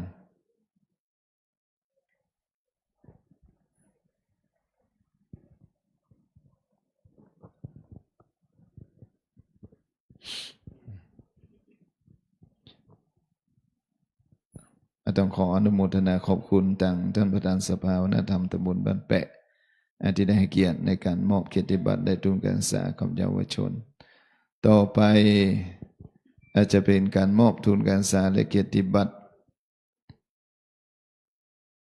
ตำบลแม่สอยและโรงเรียนสุทธิวงศ์ดำรงวิทย์ก็ขอได้รับเกียรติจากพ่อกำนันสัญญานนละอพ่อกำนันตำบลบ้านหลวงได้ให้เกียรติในการมอบทุนการศึกษาและเกียรติบัตรแก่เยาวชน12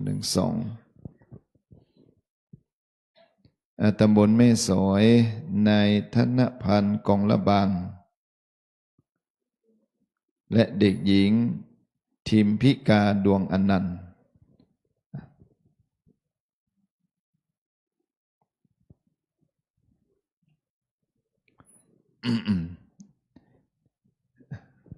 เด็กหญิงทิมพิกาดวงอนันต์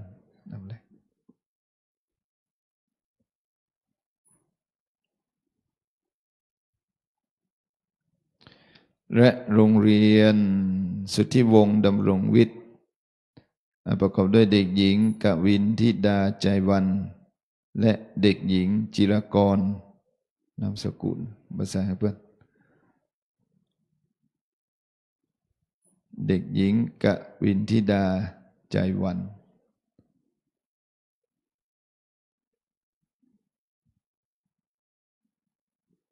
ใจวันนี่เหมือนตำบลบ้านแปะเขาพุ่นเนาะ เด็กหญิงจิรกรเด็กชายกะนี่ไม่เขียนว่าเด็กหญิงก็ว่านะสมังฉันหน่อยเนาะจิรกรก็ขอขอบคุณทางพ่อกำนันสัญญานุละอองพ่อกำนันตำบลบ้านหลวงที่ได้ให้เกียรติในการมอบทุนการศึกษาและเกียรติบัตรให้กับเยาวชนถึง2ชุมชน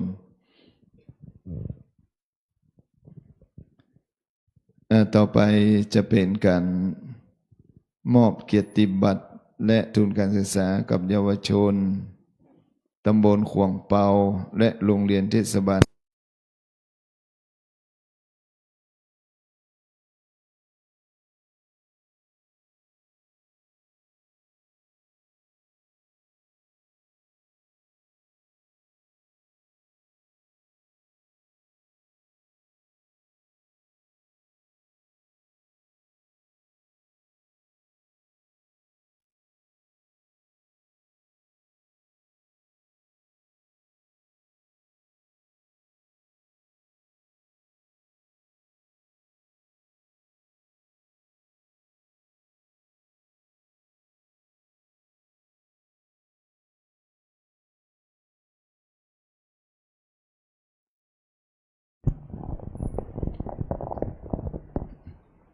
สำหรับตำบลขวงเปาและก็โรงเรียนเทศบาลจอมทอง1 ก็ขอได้รับเกียรติจากท่านประธานสภาวัฒนธรรมอำเภอจอมทองป.ศึกอากิจายชัยอาจได้ให้เกียรติมอบเกียรติบัตรและทุนการศึกษาตำบลขวงเปาก็มีเด็กหญิงพิมมาดาเตจสา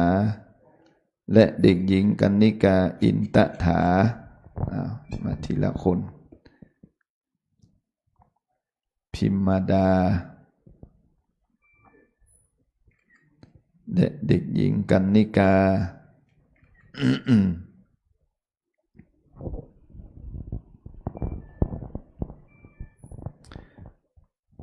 โรงเรียนเทศบาลจอมทอง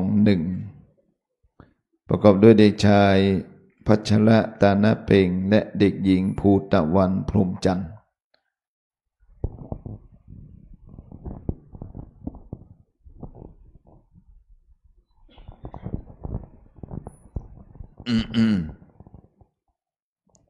เด็กหญิงภูตะวันพรหมจันทร์เด็กชายกะเอาในพื้นพิมพ์นี้ได้แต่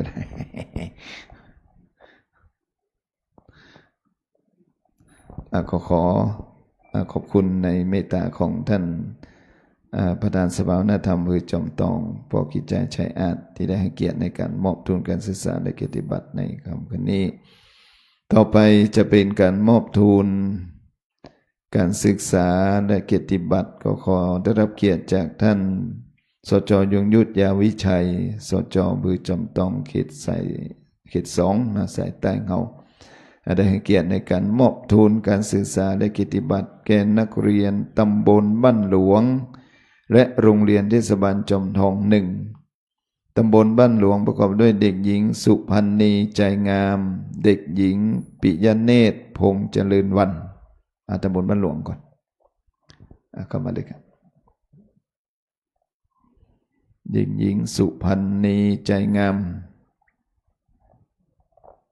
เด็กหญิงปิยเนตรพงษ์เจริญวัน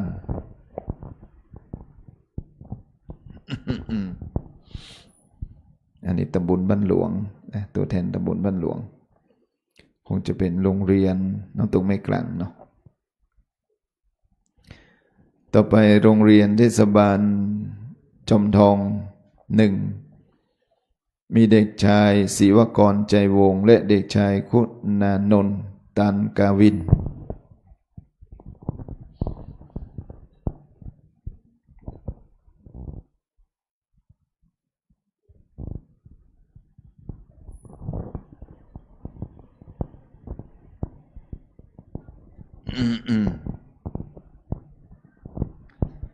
ต่อไปครบยังยังไงคุณานนท์แล้วก็ขอขอบคุณกับท่านสจ.ยงยุทธยาวิชัยที่ได้ให้เกียรติในการมอบเกียรติบัตรได้ทุนการศึกษาแก่เยาวชนนะครับครั้งนี้ต่อไปจะเป็นการมอบทุนการศึกษาและเกียรติบัตรให้กับเยาวชนที่ได้รางวัลรองชนะเลิศอันดับ1และรองชนะเลิศอันดับ2รองชนะเลิศอันดับ2นี่นั้นมีอยู่2กลุ่มและก็รองชนะเลิศอันดับ1มี1แล้วก็ขอได้รับเกียรติจากท่านรองนายกเทศมนตรีตำบลจอมทอง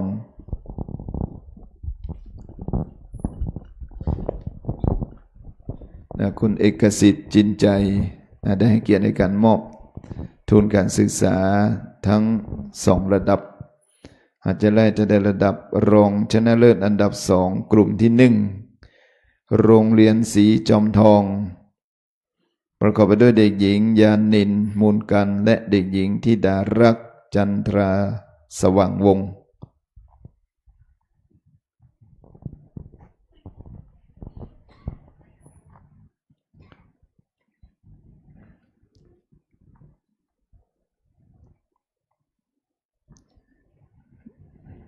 อีกคนหนึ่งอันนี้รองชนะเลิศอันดับ2กลุ่มที่1รองชนะเลิศอันดับ2กลุ่มที่2โรงเรียนศรีจอมทองเหมือนกันประกอบไปด้วยเด็กชายกรณวิทย์แก้วดีเด็กหญิงถาดิกานิการศรีจอมแจ้งเด็กชายกรณวิทย์แก้วดีในโรงเรียนศรีจอมทองรองชนะเลิศอันดับ2กลุ่มที่2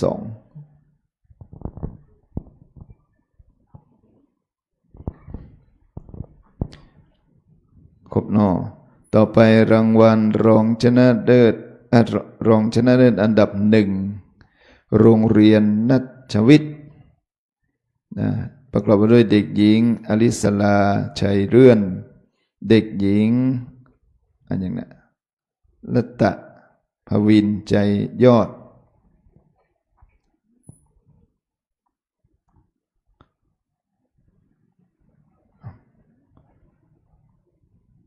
อันนี้เพิ่งมาปีแรกเลย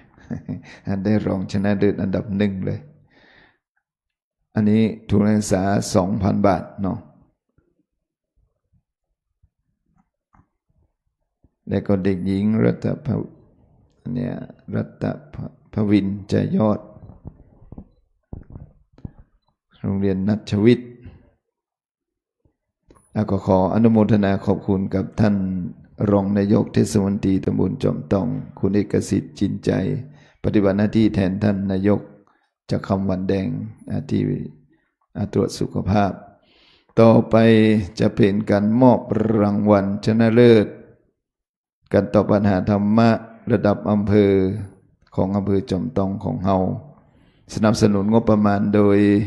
เทศบาลตำบลจอมตองชนะเลิศปีนี้ได้แก่โรงเรียนศรีจอมทองประกอบไปด้วยเดี๋ยวขอได้รับเกียรติจากท่านปลัดอาวุโสศักดิ์วิทยาทิติธนเกียรติได้ให้เกียรติในการมอบทุนการศึกษาและเกียรติบัตรแก่ทีมชนะเลิศประจำปี2568ในค่ำคืนนี้ประกอบไปด้วยเด็กหญิงพิมพ์นิพาชัยยาและเด็กชายนัทภูมินทร์ศรีวิชัยหัดปรบมือดังๆให้กับละอ่อนตึงทั้งหมดเลยเนาะขอบคุณอนุโมทนาทุกกลุ่มเนอะอาจจะตบหลายเตื้อเลยมันก็จะลำบากต่อไปเด็กชายนัทภูมินทร์ศรีวิชัยในโรงเรียนศรีจอมทองอยู่ในเขตรับผิดชอบของเทศบาลตำบลจอมทองละขอขอบคุณดังท่านปลัดอาวุโสอำเภอจอมทองที่ได้ให้เกียรติในการมอบเกียรติบัตรได้ทุนการศึกษากับเยาวชนทีมชนะเลิศในปีนี้ในปีหน้าค่อยว่ากันเต็มใหม่และวันนี้เวลามันก็21:30แล้วเนาะเราจะเข้าสู่หัวใจสำคัญก่อนที่จะเข้าสู่หัวใจสำคัญนี้นั้นก็ต้องขอเจริญพรท่านยงยุทธจะได้มอบมอบทุนสนับสนุนกิจกรรมของคณะสงฆ์มอบท่านหลวงพ่อเจ้าคุณคณะสงฆ์10,000เนาะพระธาตุ2,000ถวายคณะสงฆ์10,000 บาทปรบมือกับท่านสาธุกันลืมไปสาธุ และก็มอบสนับสนุนกับวัดพระธาตุศรีจอมทองถวายนะ2,000 บาทสาธุครับผม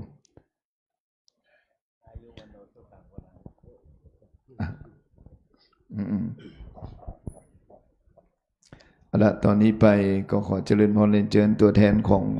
เทศบาลตำบลจอมทองน่าจะเป็นท่านรองนายกท่านได้กล่าวขอบคุณได้แล้วขอท่านเอกสิทธิ์ก่อนเนาะในฐานะที่เป็นรองนายกเทศมนตรีผู้ผลักดันงบประมาณในการจัดกิจกรรมในคราวครั้งนี้ได้กล่าวขอบคุณคณะสงฆ์ตลอดจนคณะศรัทธาตลอดจนเยาวชนที่เข้าร่วมกิจกรรมในค่ำคืนนี้ก็ขอเจริญพร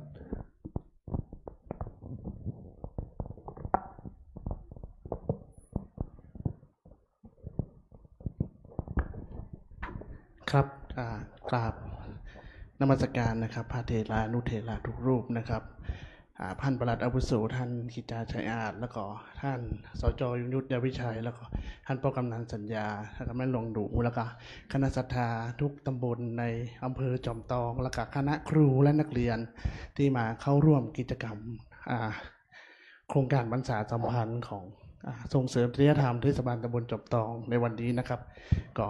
กราบขอบคุณทุกท่านนะครับที่และก็น้องๆที่เป็นเยาวชนนักเรียนทุกคนเขาหวังว่าโครงการของเทศบาลตำบลจอมทองเนี่ยครับจะช่วยส่งเสริมและเผยแพร่ของศาสนาพุทธของเราได้ดำเนินสืบไปแล้วก็ทางเทศบาลจอมทองก็มีความยินดีทุกๆปีที่จะดำเนินโครงการนี้ต่อไปและในอนาคตต่อไปนะครับขอบคุณครับ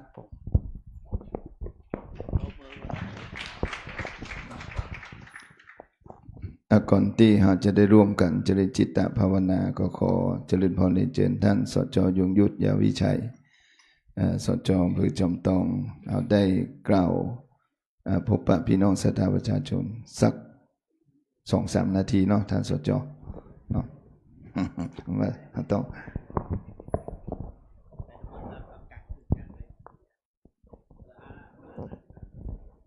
ครับกราบนมัสการท่านเจ้าคุณสุวรรณเมธีด็อกเตอร์รองเจ้าคณะจังหวัดเชียงใหม่ท่านพระครูสุจิตปัญญาลักษณ์เจ้าคณะอำเภอจอมตองท่านพระครูโสภิตบุญโยภาสรองเจ้าคณะอำเภอจอมตองนะครับเจ้าคณะตำบลทุกตำบลนะครับซึ่งวันนี้ถ้าเอ่ยนามมันจะเมินนะครับเพราะท่านพระครูบอกว่าใจเวลามาเมินเนาะก็วันนี้ผมรู้สึกดีใจและเป็นเกียรติแต่ด้วยความตั้งใจนะครับภาวนากับท่านเจ้าคณะอำเภอนะครับเรื่องกิจกรรมธรรมะสัญจรนะครับผมติดตามมาได้10 กว่าปีนะครับตั้งแต่เริ่มมีโครงการนะครับทำงานตั้งแต่เป็นนายกมาจนถึงเป็นสจ.นะครับผมเป็นหมอดูเนอะนะครับวันนี้นะครับท่านป.โสมอำเภอจอมตองนะครับซึ่งมาเนี่ยการตัวกันมันใหม่ผมตักเพื่อนว่าท่านจะได้เป็นนายอำเภอเนอะนะครับวันนี้ท่านไปเข้าโรงเรียนนายอำเภอละท่านกิจใจชัยอาจประธานสภาวัฒนธรรมอำเภอจอมตองแล้วก็ประธานสภาวัฒนธรรมทุกตำบลพ่อกำนันสัญญานวลละอวันนี้กำนันมีคนเดียวเนาะนะครับในนามของกำนันนะครับทุกตำบลในวันนี้นะครับไม่หลวงหนูตลอดถึงญาติพี่น้องแขกผู้มีเกียรติที่เคารพรักทุกท่านวันนี้ที่ใส่เสื้อเหลืองเพราะว่าผมขึ้นล่องเชียงใหม่หลายรอบเนี่ยวันนี้โรงเรียนมัธยมจอมตองเฮานะครับได้จัดงานวันสถาปนานะครับแล้วก็เลือกตัวแทนดีเด่นพอดีผมอยู่รุ่น21นะครับนักเรียนร่วมรุ่นของฮือเกียรตินะครับเป็นตัวแทนรุ่นนะครับรับรางวัลตัวแทนรุ่นดีเด่นวันนี้มีหลายคนนะมีป้าจันดีมีแม่หลวงหนูหลายคนนะครับก็ดีใจและก็ภูมิใจเปลี่ยนเสื้อบัตรตันเตื้อนะครับเพราะโรงเรียนจอมตองเฮานั้นนะครับสีเหลืองเป็นใหญ่จะเปลี่ยนเสื้อขาวมันบัตรตันละนะครับกลัวบัตรตันเวลาที่ภาวนา10,000 บาทในก่อนที่ผมจะตัดสินใจแล้วนะวันนั้นไปได้หวังผลอะไรอย่างนะครับไปฟังตุเจ้าเตศมานักนะครับเพื่อนบอกว่าได้เงินมาส่วนหนึ่งต้องทำบุญนะครับส่วนหนึ่งเก็บนะครับส่วนหนึ่งดูแลครอบครัวผมทำงานวันนี้ครอบครัวผมพร้อมละคุณนายอ้อยจากการไข่หวยวันนี้ไปเลี้ยงหลานละลูกสาวไปเป็นครูลูกสาวเนี่ยการกรุงเทพวันนี้ผมขอเปิดใจกับพี่น้องเด้อซึ่งเป็นสิ่งที่ผมไม่ได้ตั้งใจเนาะในฐานะที่ผมเนี่ยการเมืองมาตั้งแต่เป็นอบต.เป็นนายกพุทธมาเป็นสจ.สมัยที่แล้วเลือกตั้งจอมตองมันมีเขตเดียวนะครับคนเดียวสมัยที่แล้วมี2 คนนะครับพี่น้องเขตเหนือก็บอกว่าสจ.นุยังไปลงเขตเหนือนะครับแต่ด้วยการตัดสินใจที่นะครับผมลงเขตใต้เพราะว่าทดลองว่าถ้าพี่น้องบัดได้เลือกนะครับคนบ้านเดียวก็บัดได้เลือกนะครับลูกเมียบัดได้เลือกนะครับเจ้าบ้านจะเลือกก่อนะครับวันนี้ก็ต้องขอบคุณพี่น้องสายใต้เฮาเนาะก็ได้ปิกมาเป็นสจ.เพราะคนนั่งที่นี่ถึงหมดละเฮาพอหันก็ตักชื่อไปมันอย่าเมินแต่ผมบอกพี่น้องเนอะว่าวันนี้ทิศทางการเมืองเหมือนที่เฮาได้หันนะครับปัจจุบันนี้นะครับท่านนายกทักษิณเข้าคุกไปละการเป็นนักการเมืองไม่ใช่เรื่องธรรมดาแต่จะได้ผมว่านายกทักษิณยังทำความดีนักกว่านะครับความเสีย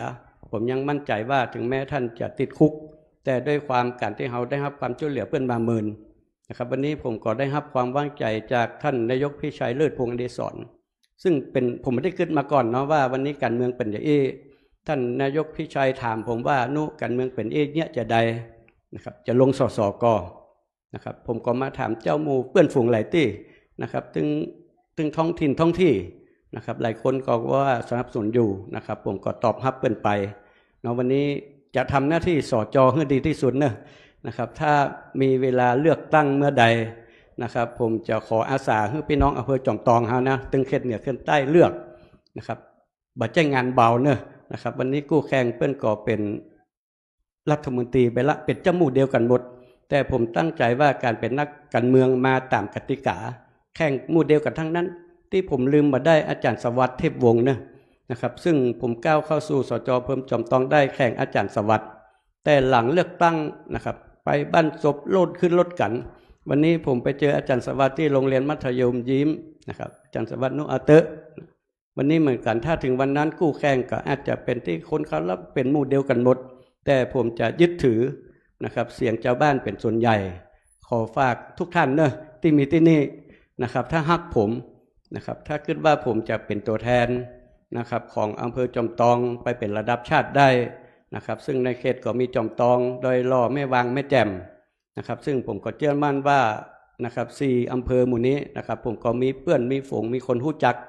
นะครับเพราะว่าผมเป็นคนบ่ลืมบุญคุณไขนะครับฮักไข่ฮักจริงวันนี้เปิดใจเนอะนะครับเพราะว่า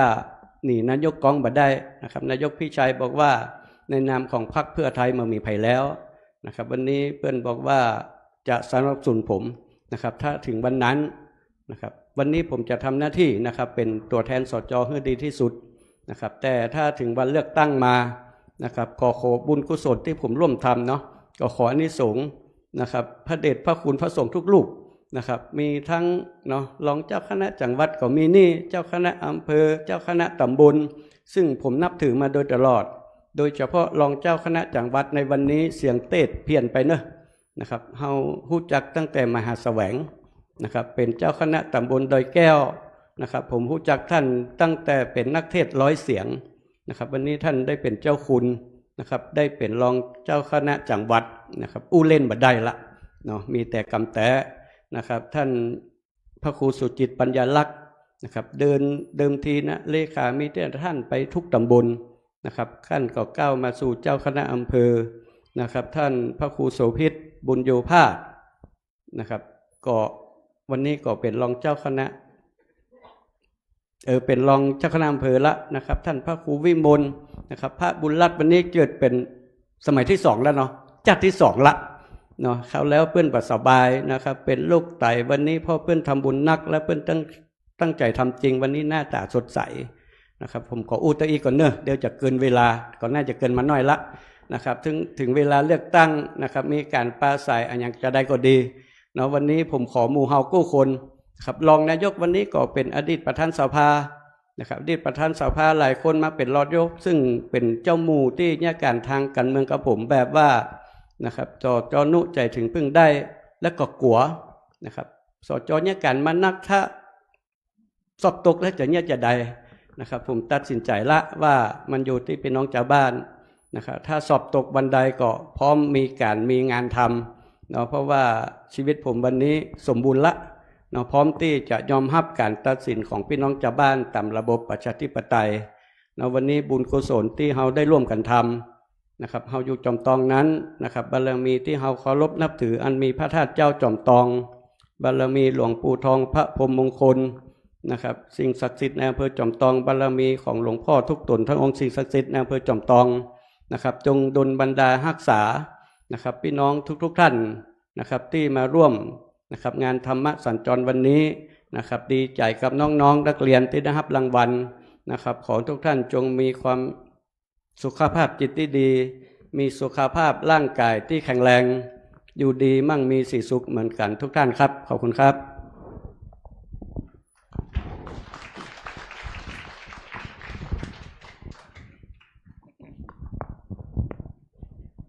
ต่อไปเราจะเข้าสู่หัวใจสำคัญนั่นก็คือการเจริญจิตตภาวนาก็ได้รับเมตตาจากพระเดชพระคุณท่านอาจารย์เจ้าคุณพระสุวรรณเมธีดร.อรุณพ่อเจ้าวาดวัดพระนาเจ้าสีจอมตองอาจได้นำป่าคณะสงฆ์คณะศรัทธาเฮาอาจได้ร่วมปฏิบัติเป็นพุทธบูชาธรรมบูชาสังฆบูชาเป็นลำดับต่อไปครับ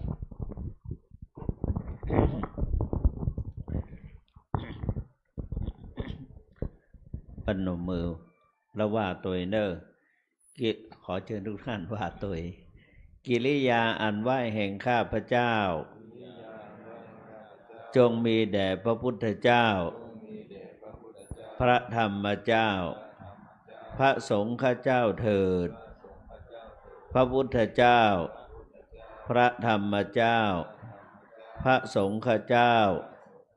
มีพระคุณหาประมาณไม่ได้ขอพระพุทธเจ้าพระธรรมเจ้าพระสงฆ์ข้าเจ้าพระกรรมฐานและครูบาอาจารย์ผู้ให้กรรมฐานจงเป็นสรณะที่พึ่งที่ระลึกแก่ข้าพเจ้าบัดนี้ข้าพเจ้าข อเจริญภาวนา วิปัสสนากรรมฐาน ขอเอาซึ่งวิปัสสนาญาณและอริยมรรคญาณเจ้า ดวงประเสริฐมาบังเกิดในจิตใจ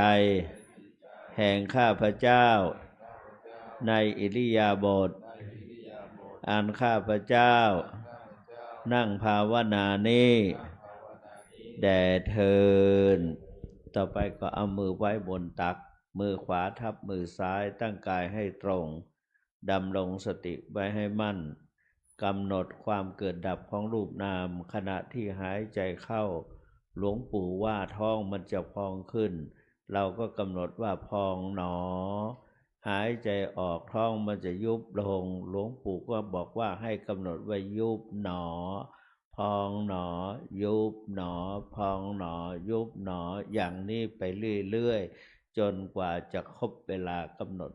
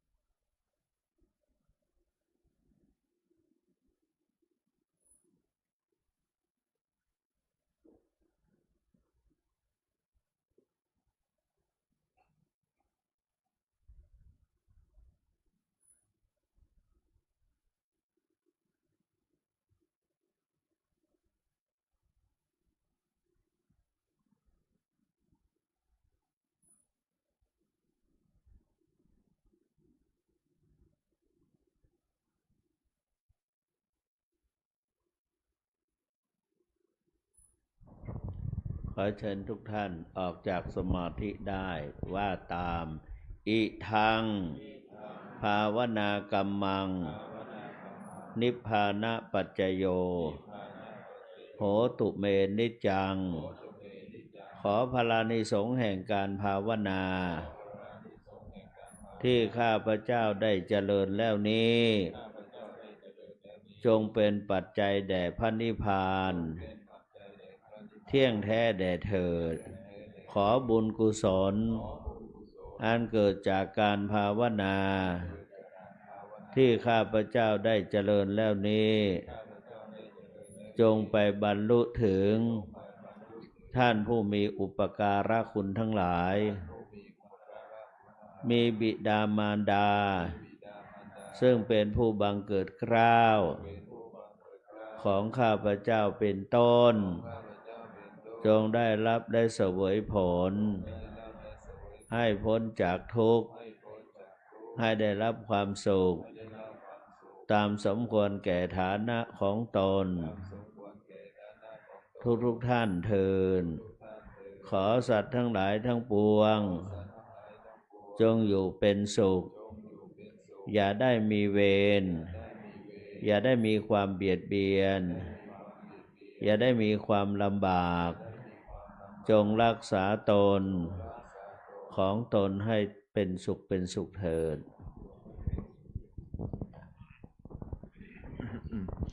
อิตังทานากัมมังนิพพานาปัจจโยโหตุโนนิจังอิตังศีลกัมมังนิพพานา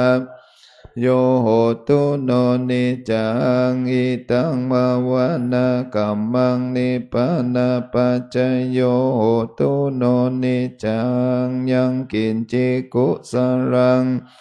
พังกัมมังสัพเพงิกะเตงิกะตังปุญญังโนอนุโมทันโดสุนันโดปนโตญิเตวาทาเนอติกาตาดิกาโยกัสสัตตาโหนโตสัพพสัตตานังโสขีอัตตานังบริหารันโตมาตาสุขิตาโหนโดโตกะปะโมจันโดสัพเพญาติกาสุขิตาโหนโดโตกะปะโมจันโดสัพเพญาติกาสุโห หุนโดนโดกาปะโมจจันโดสัพเพปิสาสัพเพญาคาสัพเพเปตาหุนโดนโดกาปะโมจจันโดสัพเพนาคาตาสุขิตาหุนโดนโดกาปะโมจจันโดสัพเพเทวาหุนโดนโดกาปะโมจจันโดสัพเพอาจาริโยปัจจยาสุขิตาหุนโดโมจจันโดสัพพะสัมปตินังสามิจจันตุโวพุทโธมังคละสัมพุทโธสัมพุทโธธัมโมพุทธมังคละมะกัมมะสัพพะทุกขะปะโมนจะเลธัมโมมังคละสัมพุทโธกัมปิโลหันโดธัมมะมังคละมะกัมมะสัพพะพญาปะโมนจะเลสังโฆมังคละสัมพุทโธทักขินายโยอนุตตโลกะละมะกัมมะสัพพะโรกะปะโมนจะเลวันตามิพุทธังสัพพังเมโตสังกัมมะทะเมวันดามิธัมมังสัพพังเมโตสังกัมมะทะเมพันเตวันดามิสังฆัง กัมมะทะเมพันเตวันดามิกังโดปัจจาจาริเยสัพพังเมบันเตวันดามิกัมมัฏฐานังสัพพังเมโตสังกัมมัฏฐาเมวันดามิอาราเมภัทธสีมายังสัพพังเมโตสังเมพันเตวันดามิเจติยังสัพพังสัพพะทานิโสปฏิทิตาธาตุมหาโพธิงุตตารูปังสังฆลังสัตตานาคาโลเกเทวะโลเกพระมะจัมโบดิเปลังกาดิเปสาลีลาดาตุโยเกสัดาตุโยอะรังหันดาตาตุโยเจติยานจตุราสิติสังอาเสธรรมกันเดสัพเพสังบาตาเจติอะหังวันดามิสัพพะโสวันตาน้อยหลวงปู่พร้อมกันเนื้อวันตามิพันเตสัพพังอภะลันตังกัมมัฏฐาเมพันเตมยากตังปุญญังมินาอนุโมทิตาปังสามินากตังปุญญังทานะปังสาธุอนุโมทามิต่อไปวันตาน้อยประธานสงฆ์ในค่ำคืนนี้วันตามิพันเตสัพพังอภะลันตังกัมมัฏฐาเมพันเตมยากตังปุญญังมินาอนุโมทิตาปังสามินากตังปุญญังไมหังทัพพังสาธุอนุโมทนา ในนามของคณะสงฆ์มีพระครูวิมลจันทรังสีเป็นต้นเป็นประธานขอกล่าวคำว่าจัตตาโลธรรมาวัฏันติอายุวันโนสุขังพระลังแล้ววันเดตะกี้ท่านยงยุทธผู้แทนราษฎรในอนาคตก็ได้มอบบำรุงถ้าได้ก็2,000นี่เนาะก็ขอมอบเพื่อคณะสงฆ์จำตองเพราะกันนี้ตึงการเทศของท่านเจ้าคุณอมรเวทีก็มอบให้คณะสงฆ์จำตองไปบริหารไปในนามของคณะสงฆ์อำเภอจอมทองก็ขอกราบขอบพระคุณท่านอาจารย์เจ้าคุณอมรเวทีที่ได้ถวายการเทศกับคณะสงฆ์เอาไว้ในการจัดกิจกรรมการงานมันมีนักเนาะเอาละในมาก็ดึกมาแล้วเนาะศรัทธาลุกยืนขึ้นกันเนาะเพื่อจะร่วมกันร้องเพลงสรรเสริญพระบารมีห้องดิบๆไปเลยเนอะเอาพร้อมกันเลยท่านประหลัด